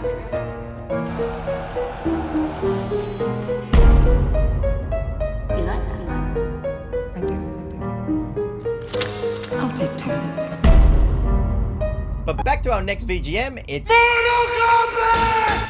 But let's see how the 2021 remake compares to the original, which actually scored quite highly, and we don't talk about Mortal Kombat Annihilation. Obviously the graphics are way better, the fight choreography is great, the costumes are on point, there's much more gore, but there are a few downsides. Like, I was waiting for the movie to be interrupted with a bit of Mortal Kombat! But unlike the original, they don't play this banger over any of the fight scenes, and that was honestly like my favorite part. This time the plot revolves around the rivalry between Scorpion and Sub-Zero, and why do they hate each other so much? Well, it all started when Sub-Zero killed Scorpion's wife, child, and entire clan. Yep, that'll do it. So Sonya, Jax, Kano, and Cole Young, an original character for the movie, go to join the Order of the Light, but Sub-Zero finds them and freezes the arms of Jax off, so now he never jacks off. They find Raiden, Liu Kang, and Kung Lao, who teach everyone to unlock their Arcana. It's like a hidden magic power. Liu Kang has fireballs, Kano has laser vision, and Kung Lao has a sharp hat. Everyone splits up to fight the bad guys, and while fighting Goro, Cole unlocks his Arcana. His skin turns to metal, which is just so convenient because he's getting demolished. Imagine if all he unlocked was a stupid hat. We've still got some classic Mortal Kombat lines. It turns out Frisbee Hat might actually be OP because he straight up saw blades someone's head in half and hits us with the old flawless victory. I gotta say, I kind of prefer the goofiness of the original. It's got that early VGM charm, which I've noticed is kind of being phased out as the movies get better, but still a very fun watch, and 86% on Rotten Tomatoes is a 39.6 gamer rating. Alright, next up, we gotta talk about Werewolves Within. This one's directed by Josh Rubin from Dropout, who I love, so I was sure it was gonna be a great movie. And it was. It was funny, had an interesting plot, good cinematography, probably the best movie I've seen so far. But I don't want to call this the best VGM of all time, because at what point is something even considered a video game movie? You see, this movie is based on Werewolves Within, which itself is only Ubisoft's virtual version of the real-life game Werewolf. And that doesn't have characters or a plot. How accurate is it to the game? Well, there's werewolves, and there's town people trying to find the werewolves while getting killed off, so 10 out of 10. No! I'm not counting this as a VGM because that would be stupid. But it's actually a really good movie, which you should go watch if you want to, but I'm not counting it in my rating. I'm also not including movies based on mobile games. That's why I skipped over 2019's Dead Trigger. It's the only mobile game movie, and absolutely nobody noticed that I skipped it, did they? So that just proves my point. Werewolves Within got 80% on Rotten Tomatoes, but no gamer rating because it is not a video game movie. According to me. Now that we got that sorted, it is time for my final day of watching video game movies, starting with Resident Evil to Raccoon City.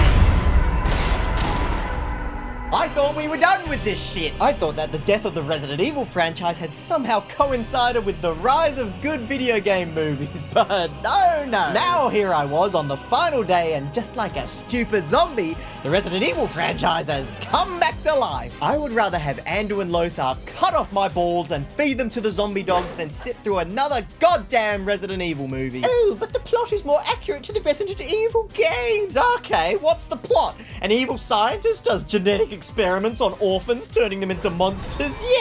Yeah, that's the plot. Resident Evil, welcome to Raccoon City, and our main mission, escape from Raccoon City. Which a few people do, but most of them get eaten by the zombies. It's basically the same shit. Zombie dogs, big CGI monster, no cliffhanger, thank God, because I'd be jumping off that cliff if there was a sequel. 65% on Rotten Tomatoes, 21.5 Gamer rating. Alright, next we got Uncharted, starring Tom Holland, and his parents are dead.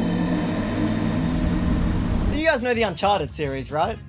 Well, I sure hope not, because apparently it butchers them. But I've seen this in theaters with Maddie, and here's a perspective from someone that has never played the game. I thought it was pretty good. Didn't mind it. I liked the fact that Tom Holland really wanted to play in it, because he used to play the game. Now, let's compare that to some fans of the games. I cannot state how much Tom Holland is not an accurate Nathan Drake. He just Mark Wahlberg and thought he'd be a good Sully. Takes elements of story beats from the best part of the and the worst ever. I'm actually going to have to side with Maddie on this one, because I enjoyed this movie too, as someone who's never touched an Uncharted game. Marky Mark's back, and the Funky Bunch go on an adventure to find lost treasure, which takes them to wild locations all over the world, like secret crypts, hidden caves, Papa John's. I'm literally in a Papa John's right now. They go through a nightclub where Nathan spits out vodka and breathes fire on someone. I don't think you can do that in the games, but I wouldn't know, honestly. And there's some pretty sick looking scenes, like everyone fighting as they fall out of this plane, and an entire battle between ships while they're getting carried by helicopters. I don't know the physics on that, but it was awesome. Uncharted, more like fun started.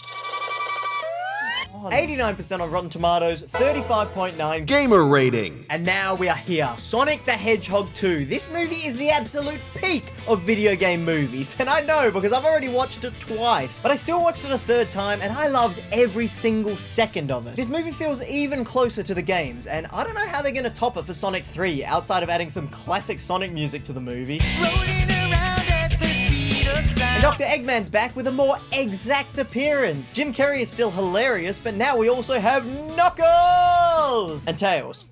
Tails is in the movie too. But Knuckles! The graphics are incredible. You got Sonic running on water, a giant Dr. Eggman mech, a snowboarding scene that could be straight out of the games. I mean, 10 out of 10. They also double down on Sonic's mum being an owl, but hey, she's been added to the games now, so accuracy is a 10 out of 10. Sonic's mission is to stop Dr. Eggman from getting the Chaos Emerald. And I mean, you can't get any closer to the games than that. And his character arc? Stop trying to be my dad. Sonic has daddy issues. Woo! 10 out of 10. And you know what?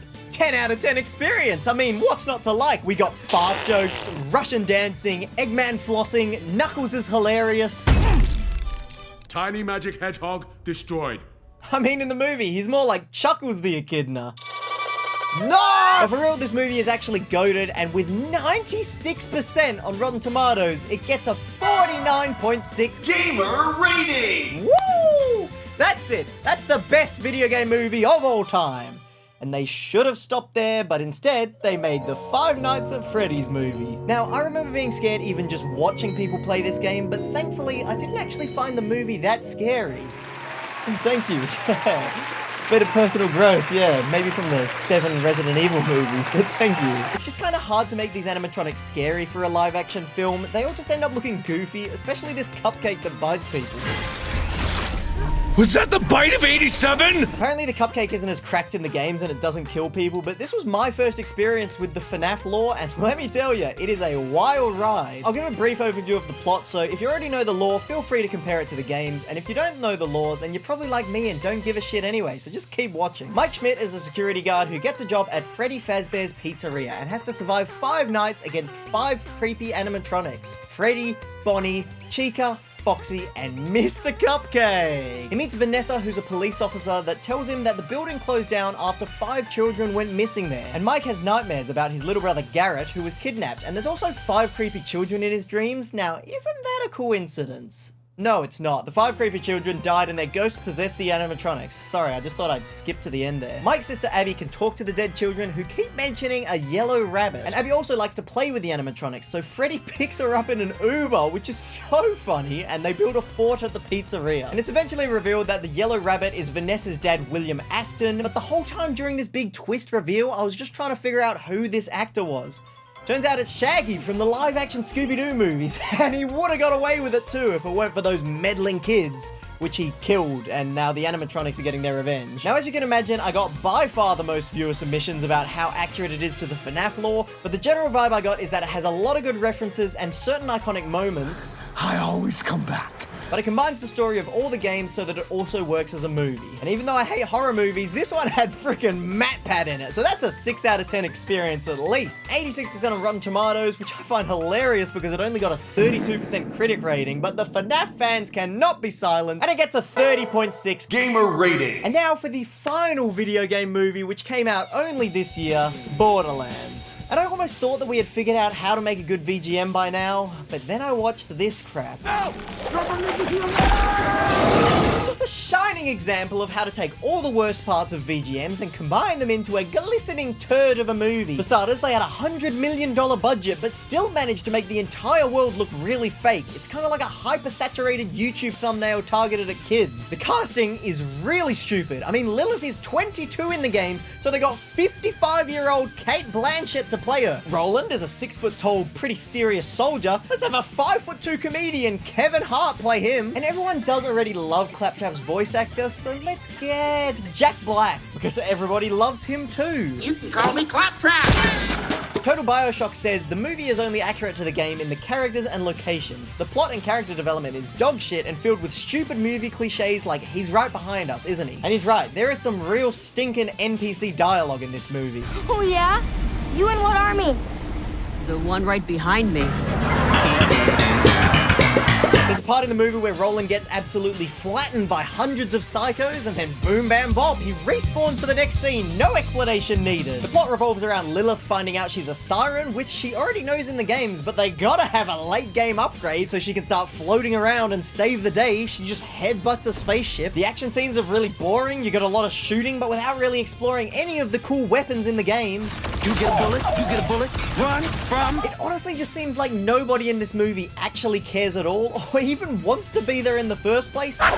So we're capping off this video with just a terrible experience. 51% on Rotten Tomatoes. You're lucky I didn't go with the critic score, and that's a 20.1 gamer rating.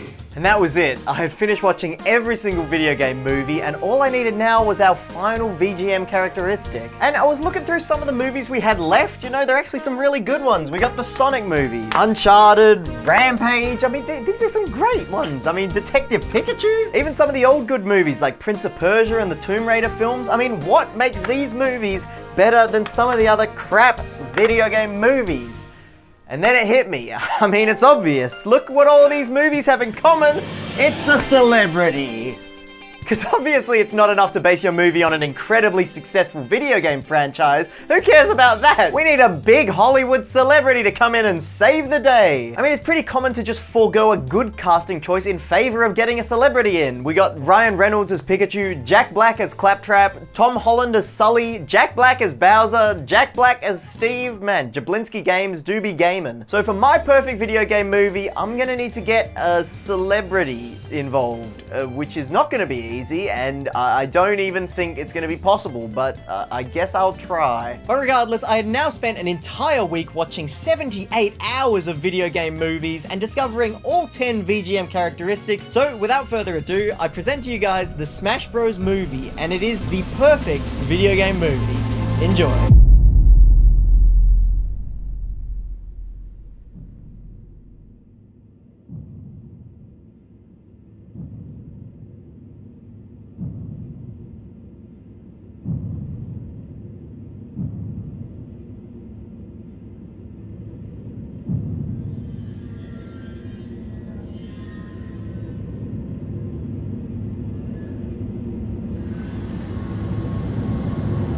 For as long as I can remember, our world has been ruled by Master Hand, with his law enforced by the terrifying Five Fingers.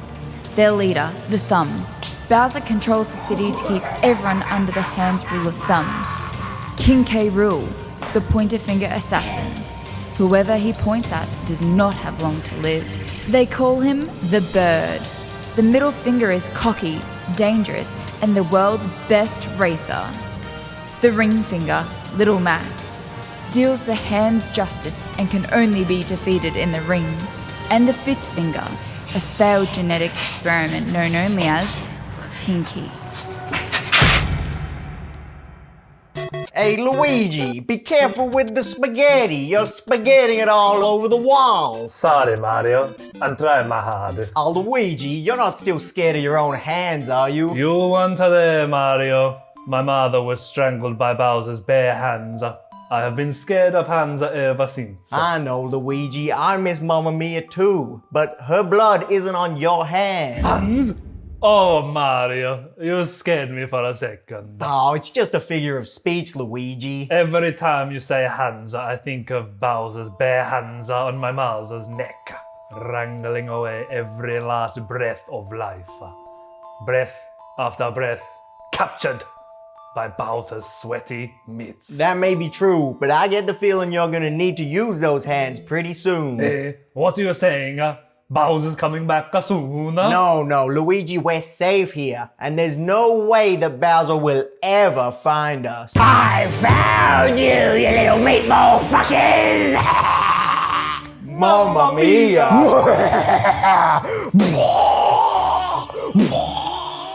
Hey, what is he doing? I'm breathing fire. Did we not have the budget for that? Doesn't look like it. Anyway, I'll strangle you like I strangled your pathetic mother! Don't worry, Luigi. I'll stop this, Cooper. Mario, be careful. Help me, Luigi. He's got me. Help me, Luigi. Give me your hand. Mario, grab my elbow. Luigi, you better come save me, you dick. Oh no, it's Luigi time. I've got you now, Shulk. Oh yeah? I'll fucking kill you, bruv.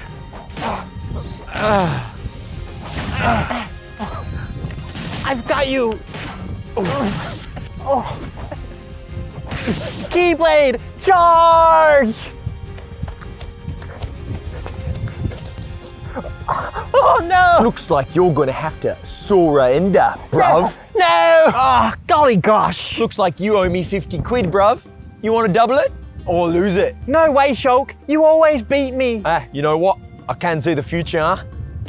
Maybe don't yell Keyblade charge and run straight at me next time. It must be so cool to see the future. What's in my future, Shulk? All right, mate.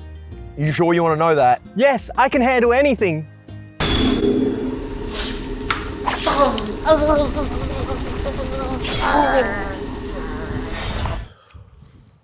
What did you see? I mean, I didn't not see anything, but like, it's not that I saw anything that I'm gonna tell you, but... It's okay, Shulk. I'm ready for anything. Bruv, I did not see that one coming.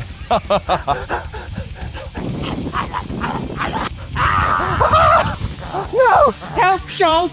He's taking me! Bloody hell, Sora. Take good care of Donald and Goofy and Mickey! Oh, crumpets. That sounds like a lot of work. Hey, Pinky, you want to just take me instead? I just can't be bothered.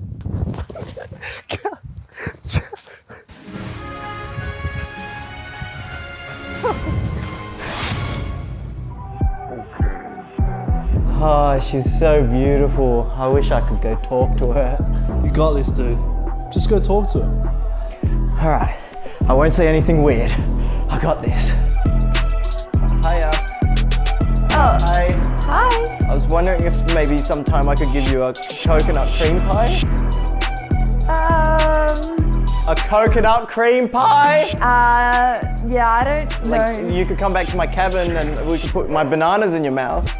Your bananas are not going anywhere near my mouth. No, like, we have this crew and I'm the first member and I'm like bigger, faster, and stronger. Sorry about my friend here, he has trouble talking to pretty ladies. Oh, you think I'm pretty? Out of 10, what would you rate me? Well, I've had to give you a number. It'll be mine. Let's go, baby. Man, how are you so good at that? It's easy, man. You just gotta shoot your shot. I wish I was clever like you. Then I could not mess up all my words. You're the smartest gorilla I know. That is rich. That is rich. Not this guy. Little man.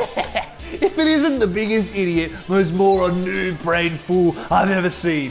Well, well, well, it's Donkey Idiot. Oh yeah? Well, you're a little McNugget.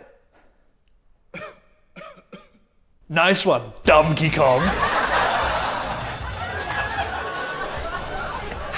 Well, this has been good and all, but it hasn't been much of a fight. Come on, man, let's just get out of here. I'll give you a fight! No, DK.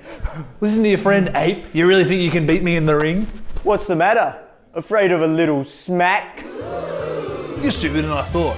Very well, 9 PM tomorrow, and I'm taking your friend hostage. Fine. What? And if you lose the fight, Joker dies. Deal. What the fuck? Oh, it is on like Donkey Kong! It's over for you, Wario. You can't beat the captain. I'm a Wario. I'm gonna win. The captain's never lost a race. And I'm not gonna start today. Well, then I better turn up the gas. Finally, a bit of competition. Let me show you some moves.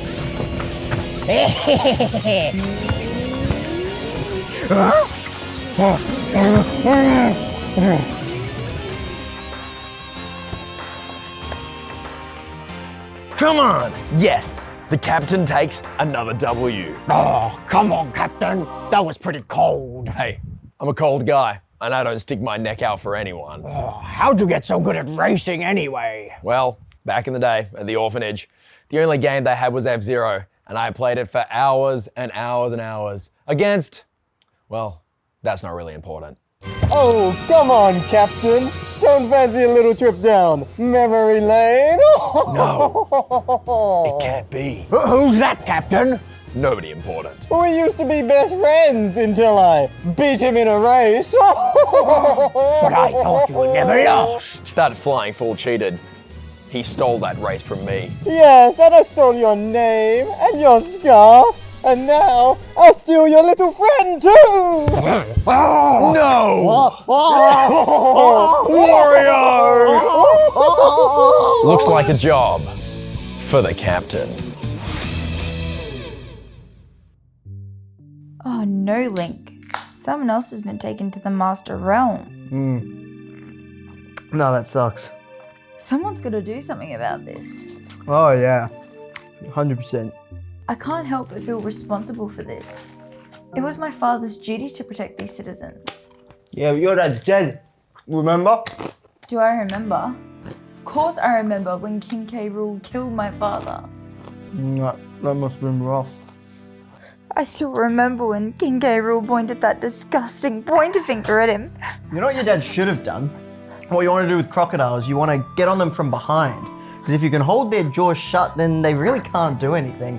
And you just punch out the eyes and you're good. Anyway, it's not like we can do anything about those people. But Link, maybe we can. There's something I haven't told you.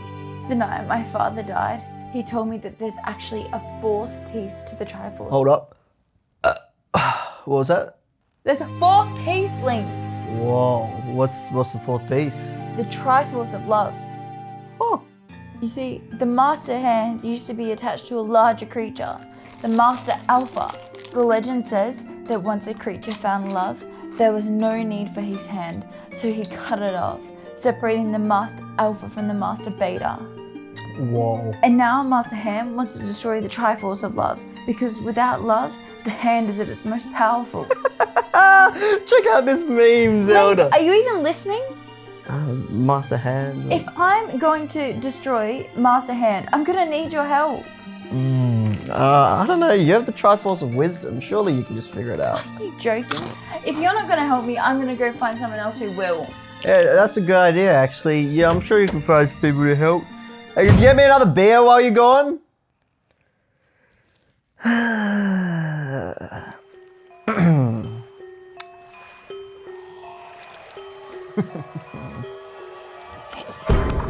Hello?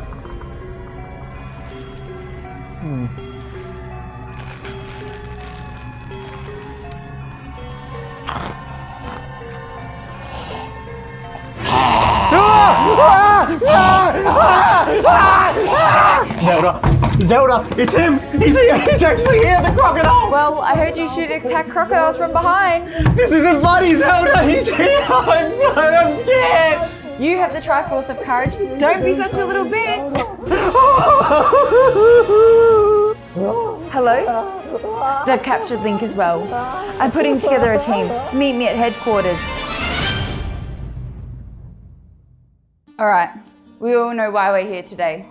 The Five Fingers have captured and taken someone that we all love to the master hand in his realm. They're holding Joker hostage from DK. Shulk sacrificed himself for Sora. Mario was separated from his brother Luigi. And Wario was ripped away from Captain Falcon. The name's just Captain now. I haven't gone by the F word since that cocky little bird brain took my name. He stole your name? I lost it in a bet, and I'm done taking risks. You guys can fight Master Hand without me.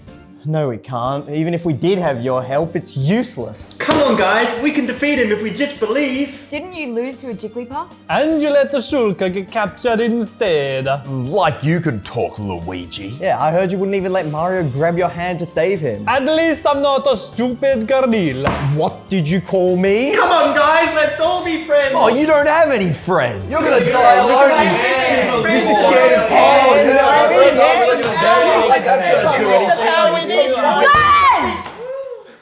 This is our best shot at taking Master Hand down. If he gets a Triforce of Love, it's all over. Even if I wanted to help, it's not possible. Yes, it is. We just need to work together. Sora's right. The only way to get to the Master Realm is by defeating the Five Fingers. Defeat one of the Five Fingers and I give you a trophy. If we get 5 trophies, it opens a portal to the Master Realm. We'll split up and we'll take them on one by one. I'll take on the Pointer Finger and take him down for what he did to my father. I'm already fighting the Ring Finger later on tonight, so I'll take him. Looks like the captain has a chance for some revenge. I'll take down the bird. I think this time I can beat the thumb. And I'll send that pinky all the way home. Then it's settled. We'll meet back here when everyone has their trophy. Yeah! Alright, let's do it. Okay.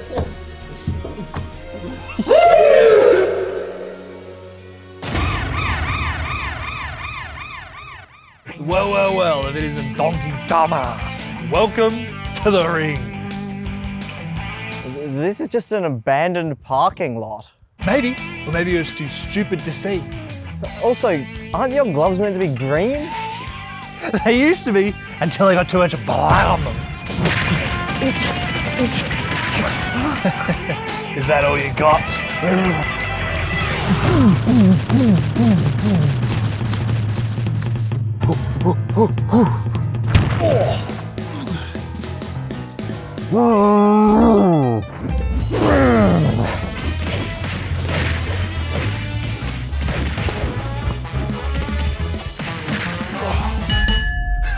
You idiot, you've given me KO punch.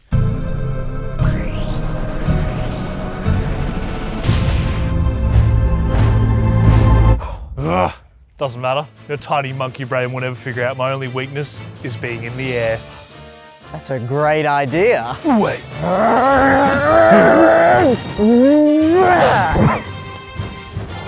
I got you now. All right. Should we just call it a tie? No. But a tie is a great idea.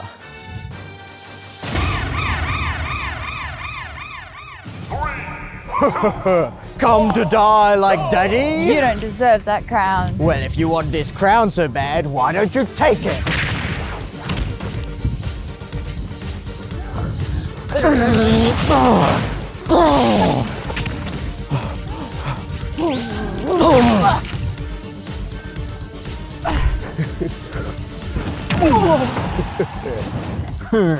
Phantom! Phantom, attack! Man, no, fuck that shit.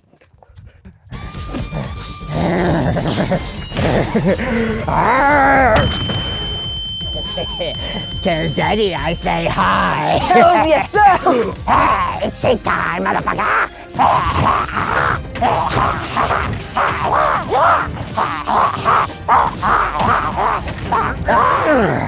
Time to bring out the big guns.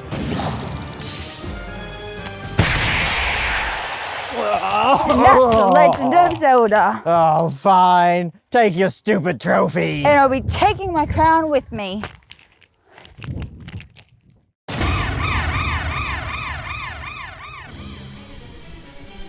How about a little rematch? Oh, you haven't had enough already? Oh, I'm only just getting started. And I want my name back. How do you want to lose? Personally, I prefer the air. Let's try something a little more grounded. A running race? But my legs are made of metal. Well, would you say that you're a little chicken? All right, I'll give you your running race on one condition. I get your legs.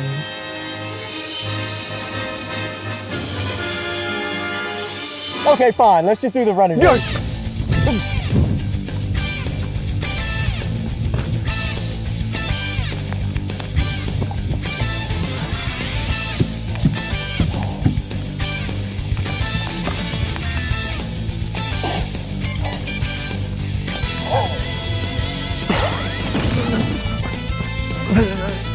Oh, piece of cake! Yeah. Time for a captain kick! Oh. Did you have a nice trip? I hope you're ready for when you lose! I was born ready to win. Oh, the only thing you're winning is the Tiny Dick Award! At least I have a dick. That's not very nice. And it's huge. Not as huge as this L you're gonna take. It's time to turn up the heat.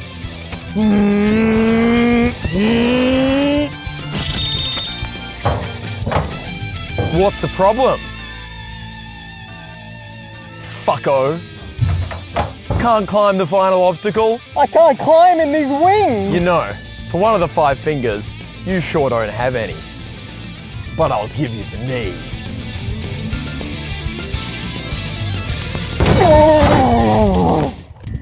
Oh, take your little trophy then, Captain. That's Captain Falcon to you. And give me my scarf back. Fine. You win this round. I win every round. This is for ruining my childhood! You fucking chicken bitch! Personally, I prefer you with no air.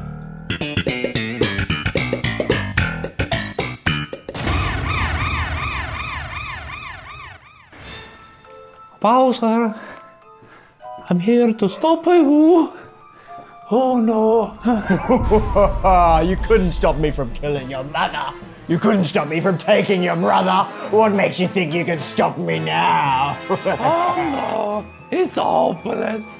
Just take me, Bowser. What am I going to do? Pathetic.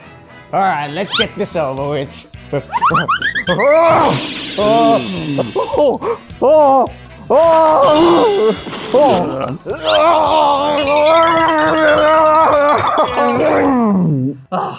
How could you defeat the leader of the 5 Fingers by doing absolutely nothing? Oh yeah, that's a Luigi moment. Fine, take your trophy, but don't you dare touch Mamma Mia's gloves. Mamma Mia had the gloves?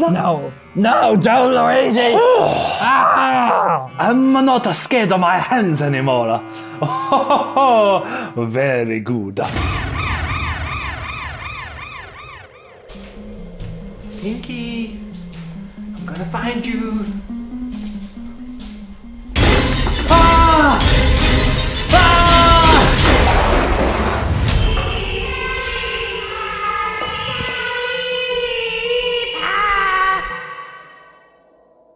I completed my mission. You all completed them too. Yeah, where's Sora though? We are missing a Sora.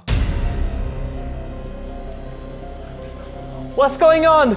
Help me! Help me! Please! Haven't seen him in a while, hey? No, He's taken way too long. Should we go help? It is his mission. I'll tell you what you want. Just don't hurt me. No. I'm sure he's got it. We'll let him handle it. I hope nothing bad happened to him. No, it's going to be good. Don't hurt me. No. Okay. PK Flash. Hey, Pinky. Did someone call for backup? Looks like we are just here in time. All right, let's get him. Oh, God. I think I've rolled my ankle, guys. You're gonna have to do this one without me. Oh. PK Fire. PK Fire. PK Fire. PK Fire. PK Fire. PK Fire. Ouch! That really hurt. But he didn't even attack you. He just fell asleep. Captain, watch out! Now, Luigi. Okay.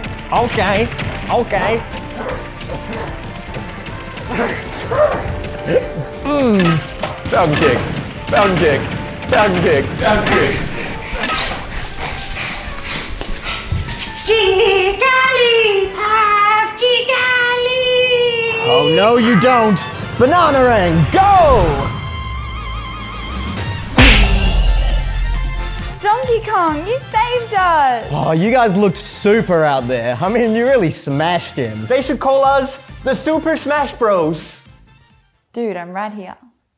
Zelda, you can smash me anytime. Dude, what the fuck?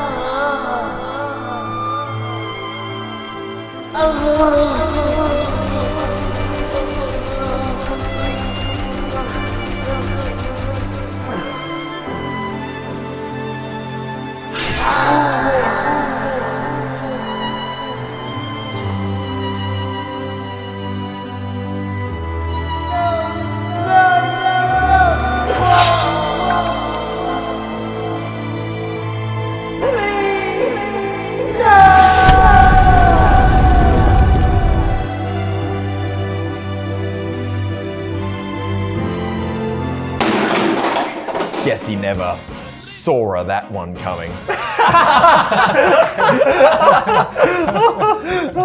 I guess you could say his Kingdom Heart stopped a beat. At least he got laid to rest. Okay. All right, thanks to Nessa's help, we've defeated the 5 fingers. Time to take on Master Hand. I'm not scared of my hands anymore. Well, with this new tie, I've never felt smarter in my life. And that tie's sexy as fuck. I really like your new crown too, Zelda. And Captain Falcon got his scarf back.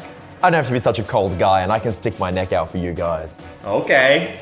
Guys, I did it! I miraculously survived! Oh my god, you should have seen it! He had me in a rocket launcher, boom, got me turned to a skeleton, flesh came back, he shot me, and then I lived the bullet holes, I ripped them out, I survived, I did it guys, I'm the best! Nobody really minds that I did that. That's cool, right? No, he was annoying. That is fine, I don't care. All right, let's all put our trophies in.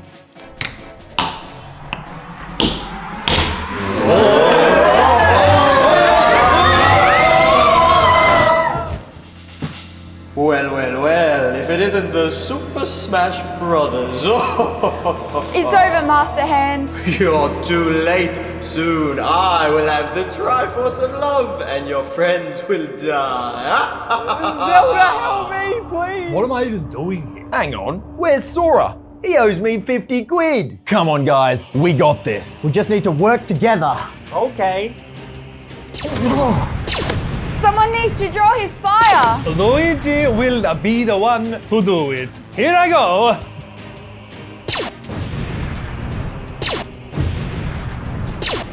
DK, give me a lift. Okay. Falcon punch! PK Thunder! Thanks, kid. Let's light this beach up. Jin, fire! PK, fire! Falcon flamethrower! Now's your chance, DK! Spinning Kong! If you can work as a team, then so can I! This is getting out of hand. Now there are two of them.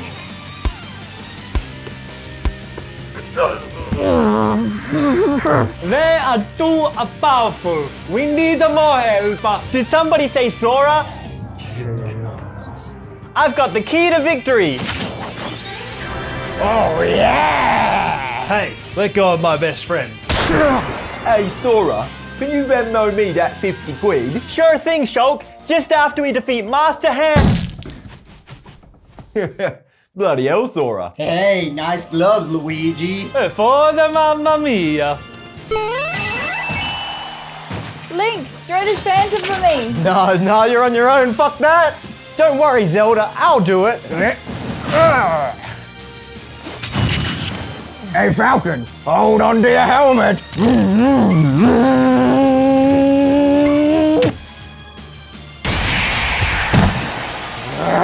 Enough of this! Nobody can save you now. Hey, look, it's us. The 5 fingers. And now we're good guys. Get him, Pinky. Let's hit it with all we got. It's time for a final smash. Everybody, give me a hand. Go! Triforce of Wisdom!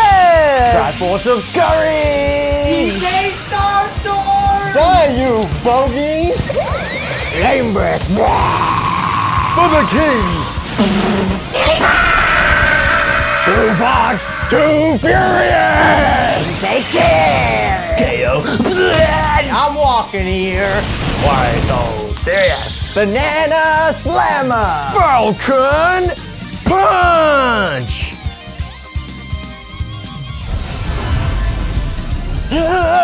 It's not enough! They're too powerful! Keyblade charge!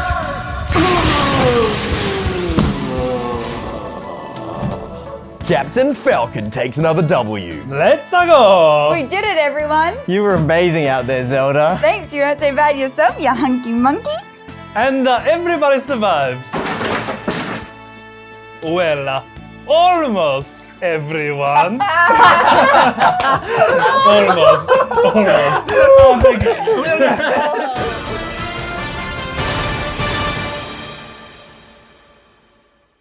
Well, looks like you've defeated Master Hand. Well, let's just see if you can beat Master Hank Schrader from the DEA. Jesse, we need to cook this fool. Yeah, bitch.